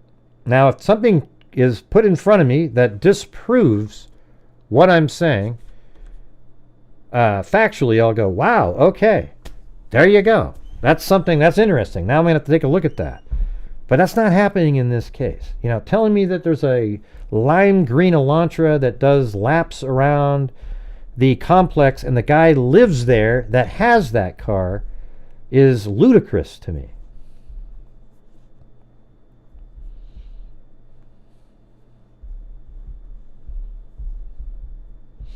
And by the way, why would you do that? You commit a... Okay, so then they say, well, he was just a drug runner. He was doing drug running. He was just... Well, why would he have to drive? He could just walk over there. And by the way, it's the person in the Elantra is the killer. So if you're saying that because the car parks at 4:08 and then leaves at 4:20, and in between that time is when all 4 victims were killed, okay? That's the crazy part. So if you're saying that he isn't the killer, then if somebody, well, wow, you think, what are the odds of that? It's just ridiculous. And let's say so if he is the killer, if you guys are claiming that the green Elantra guy is the killer, why is he driving around? Like, hey, everybody, here's my vehicle. I want you to see that I'm driving around. Why didn't he just sneak out of his house wearing dark clothing, walk over to the house, sneak in and kill these people, and then go back to his own apartment? Why does he have to drive all these loops around following the DoorDash driver and all these loop-de-loos? Can you answer that question? And the answer is no.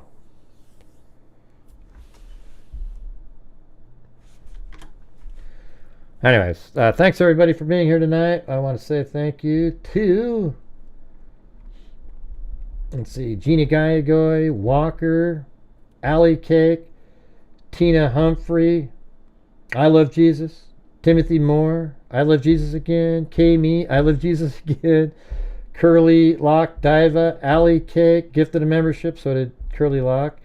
Then Judy Grandstrand, gifted 5, then Allie Cake, then M10, then Janelle H, gifted 5, and then I think she did more later, like 10 again. I Love Jesus Again, new member, and then M10 gifted 10, then Texas Mama, new member. Then Janelle H gifted 10 more. Thanks so much, you guys. That was amazing. Janelle, very kind. Annabelle, and then Paradox. Then Ivan Victor with a double cat eye. Yeah. And then I gifted 5 after that. Then Ivan Victor gifted 10. Then Rick Jr. Then Laney Carter. Then Ivan Victor gifted another 5. And then I love Jesus again. I guess you make me say that over and over again. That's very clever of you. Very clever. We got that. And then on the...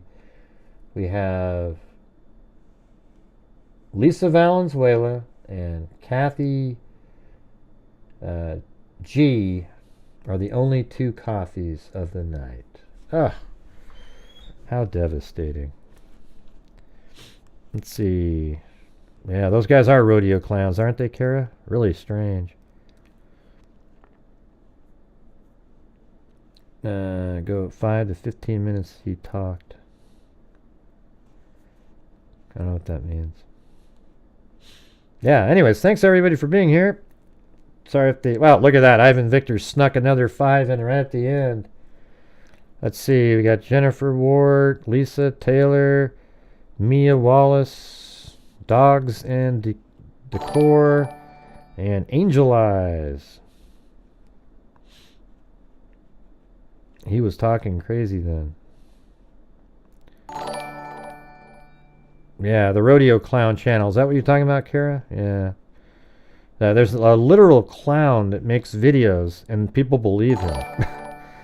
Isn't that the last person in the world you'd give credibility to? Is somebody dressed up as a clown talking to you about true crime? I mean, what a joke.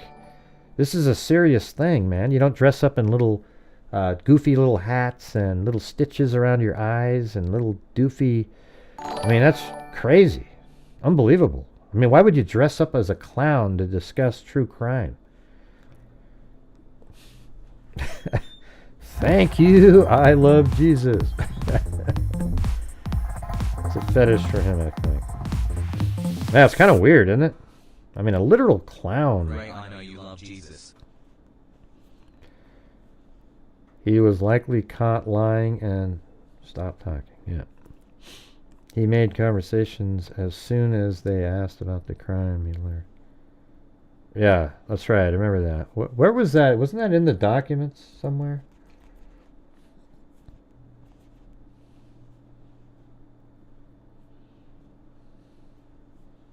I mean, I'm not talking about clowns. There's a literal clown that makes YouTube videos and people believe him.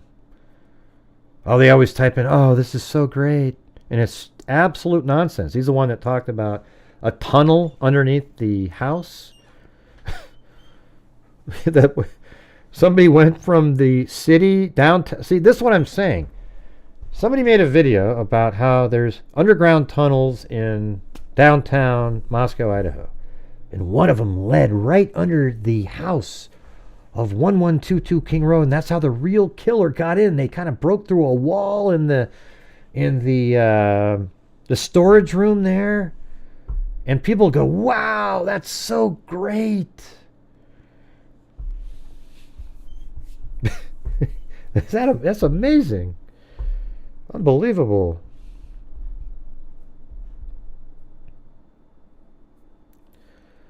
Let's see. You have to admit, right, Ivan? I mean, there's people that actually think that's legit stuff. I'll do the, I'm going to play the other one. My 20-minute one at the beach. I always feel like that one always makes me more mellow. You guys want that one? Where it's flying around at the coast?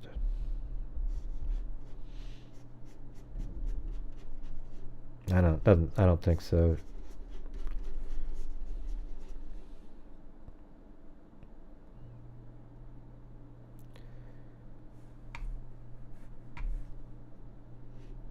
Yeah, the Waldport one. Yeah. I wish I could do more of it. Like every day I wish I could go out and do like 30 minutes of the flying around with those goggles on. It's just so amazing. All right, that's what it's going to be, Ivan. The walled port one. Hope you don't mind.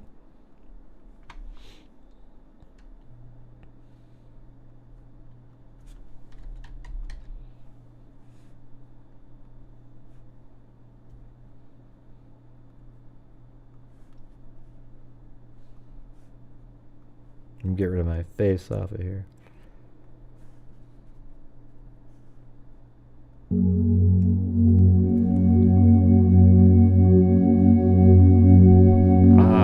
Hey, thanks everybody for your generosity. I appreciate it. Ivan, special shout out.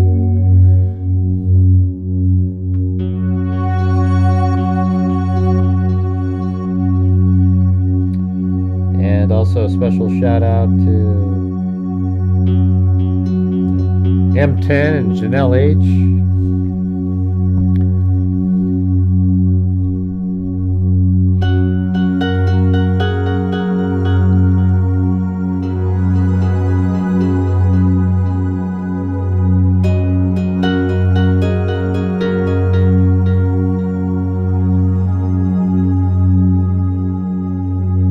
So cool how you could follow the birds with this drone. Look at that thing. It's just crazy.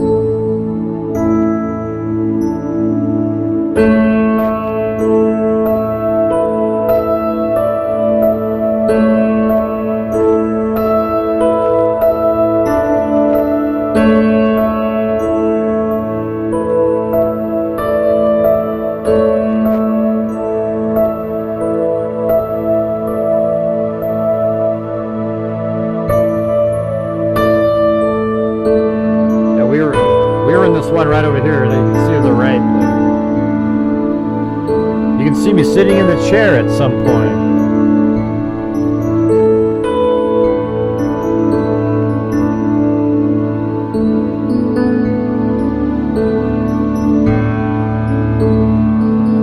It is its own video. It's on YouTube. Nobody watched it. On my channel. I posted it a long time ago. Not a soul. Got like 200 views.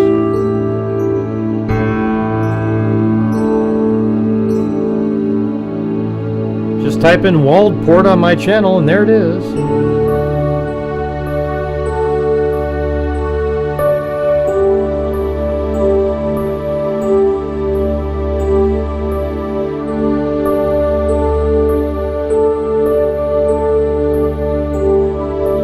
You just type in walled port.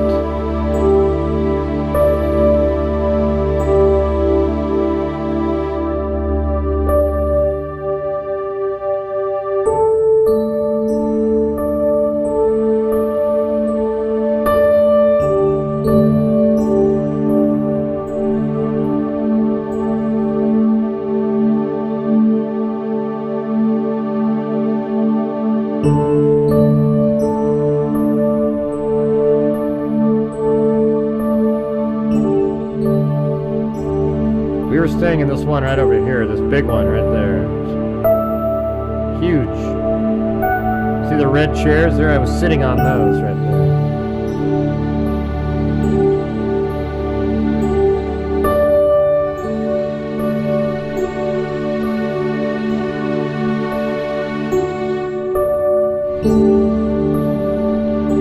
Yeah, me either. Oregon's not much better, but it's beautiful here. I'll give it that.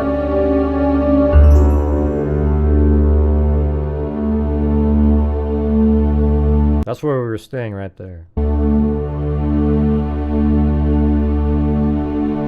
And I'm sitting right there. I don't know if you can see it. That's me right here on this. That's all I was doing. It was so peaceful. Sitting in a chair, looking out over the ocean, and I'm a bird. It was amazing.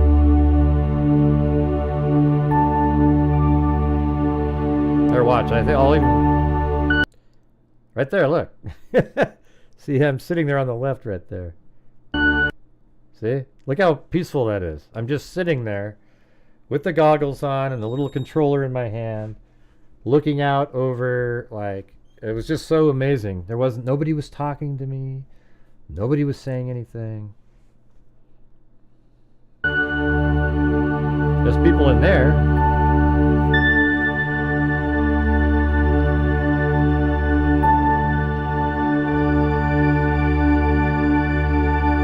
That's huge.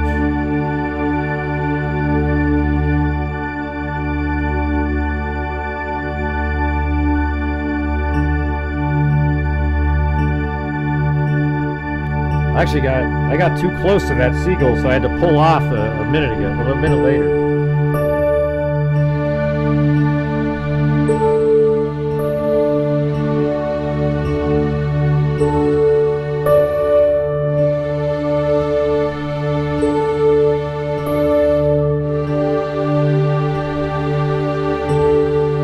See, look, I was catching up to it. Watch this. I mean, it's like, whoa, Jesus. Now let's do that again. Look at that right there. Isn't that amazing? Right? I mean, like, look at that shot right there. You could probably put that on a wall as a painting right there. Look at that. Or that one.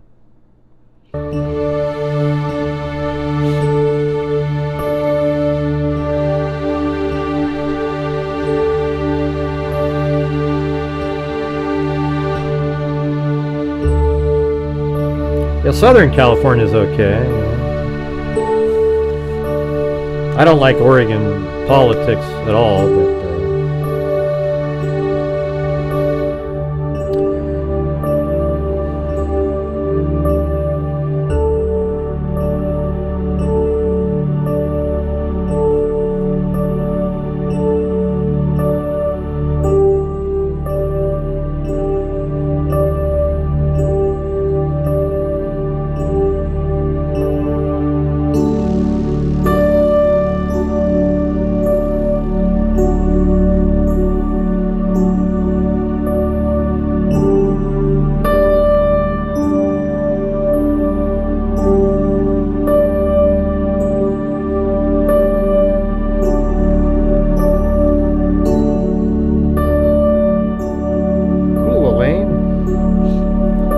probably 80 miles myself. I live in Portland. Maybe 90.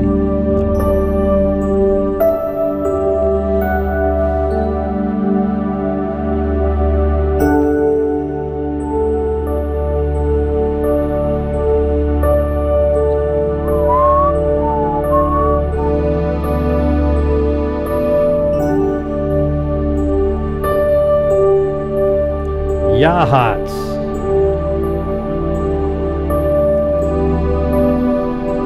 There's no C sound.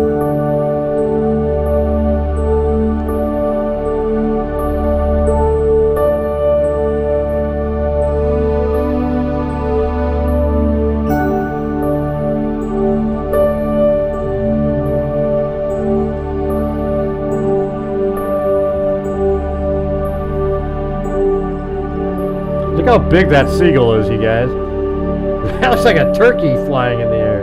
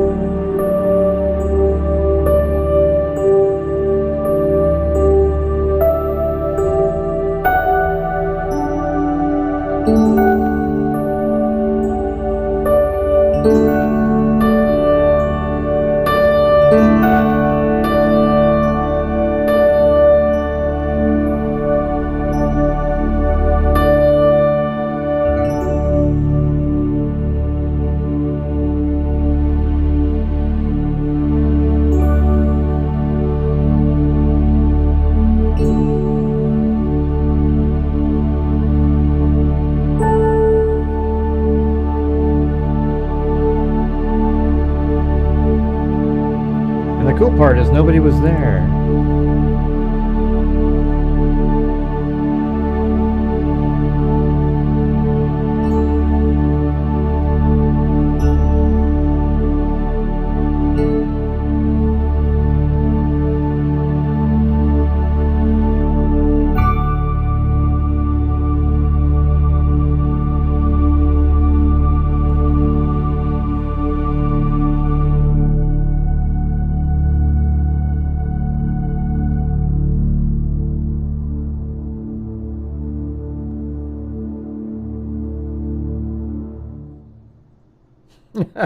Yeah, that's a pretty good ending too, isn't it? Like, I didn't even plan any of that. I was just flying around, but that's how it went. Crazy, yeah?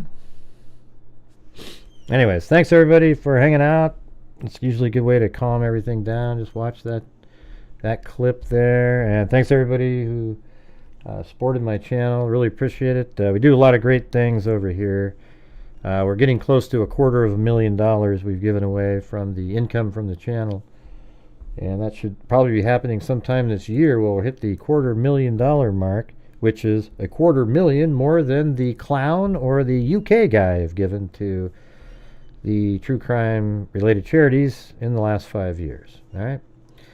So thank you all for being here and watching. Appreciate it. We'll see you guys tomorrow. I think I need to go out and make some more of these in different places. You know, I need to get out, you know, like try to figure out like an hour a day, drive somewhere, sits. The only problem is you got to find a place where it's sort of safe because you're not really paying it. You need somebody to be sort of watching, because when you have those on, you're not paying attention to any of your surrounding or anything like that. But anyways, I think it was pretty good. So thanks everybody. We'll see you tomorrow. And as I always say, until next time, be safe out there. Hey, we're going to play that. Yeah, I've been doing this true crime thing for quite a while now. Quite a while? Time, I have not Yes, seen quite one a person. while. I know, Graham, just repeating. Jesus. Crime dissector, plug rejector. I'm a certified human lie detector. I'm gonna get ya on a stretcher. You can try and play me like a little projector. Crime sector is my nectar. Professor Gray is gonna give another lecture. Crime collector, freak connector, and I'm always gonna be a protector. Fool deflector, interceptor, and I'm meaner than a spectre with a vector on his pector. With all respect, y'all, just remember I've a temper fucking check ya. I have no agenda, I'm no pretender, and I'll serve it to you straight without the blender. And in the end, I'm gonna send you. Oh, you'll have to show me how to do that. You're the true offender. Yeah, so I'll just get right. Well, I do have. I am on Robinhood. I do have a Robinhood account. I would imagine maybe on there'd be something like that. I don't know if I have a Bitcoin wallet though. I don't know. I'd have to figure that out. But anyways, thank you guys for being here. We'll see you guys. Maybe you can send me an email how to do it. I don't know how to do that shit. Yeah, send me an email. All right. Well, thanks everybody. We'll see you guys later. Hope you guys enjoyed the show. You know, it gets heated sometimes, but that's what it is, man. This case is a slam dunk. There is no boogeyman out there that the wacko defense team and the pro burger nut jobs are trying to put out there. Okay, so we'll see you guys later. And until next wait, here's what's going to suck. If somehow the judge does allow a third party, oh my god, the wacko pro burgers will be all over the place. See, I told you. Ooh, ooh. Oh god, what a nightmare. Jesus. All right, thanks everybody. See you later. And be safe out there.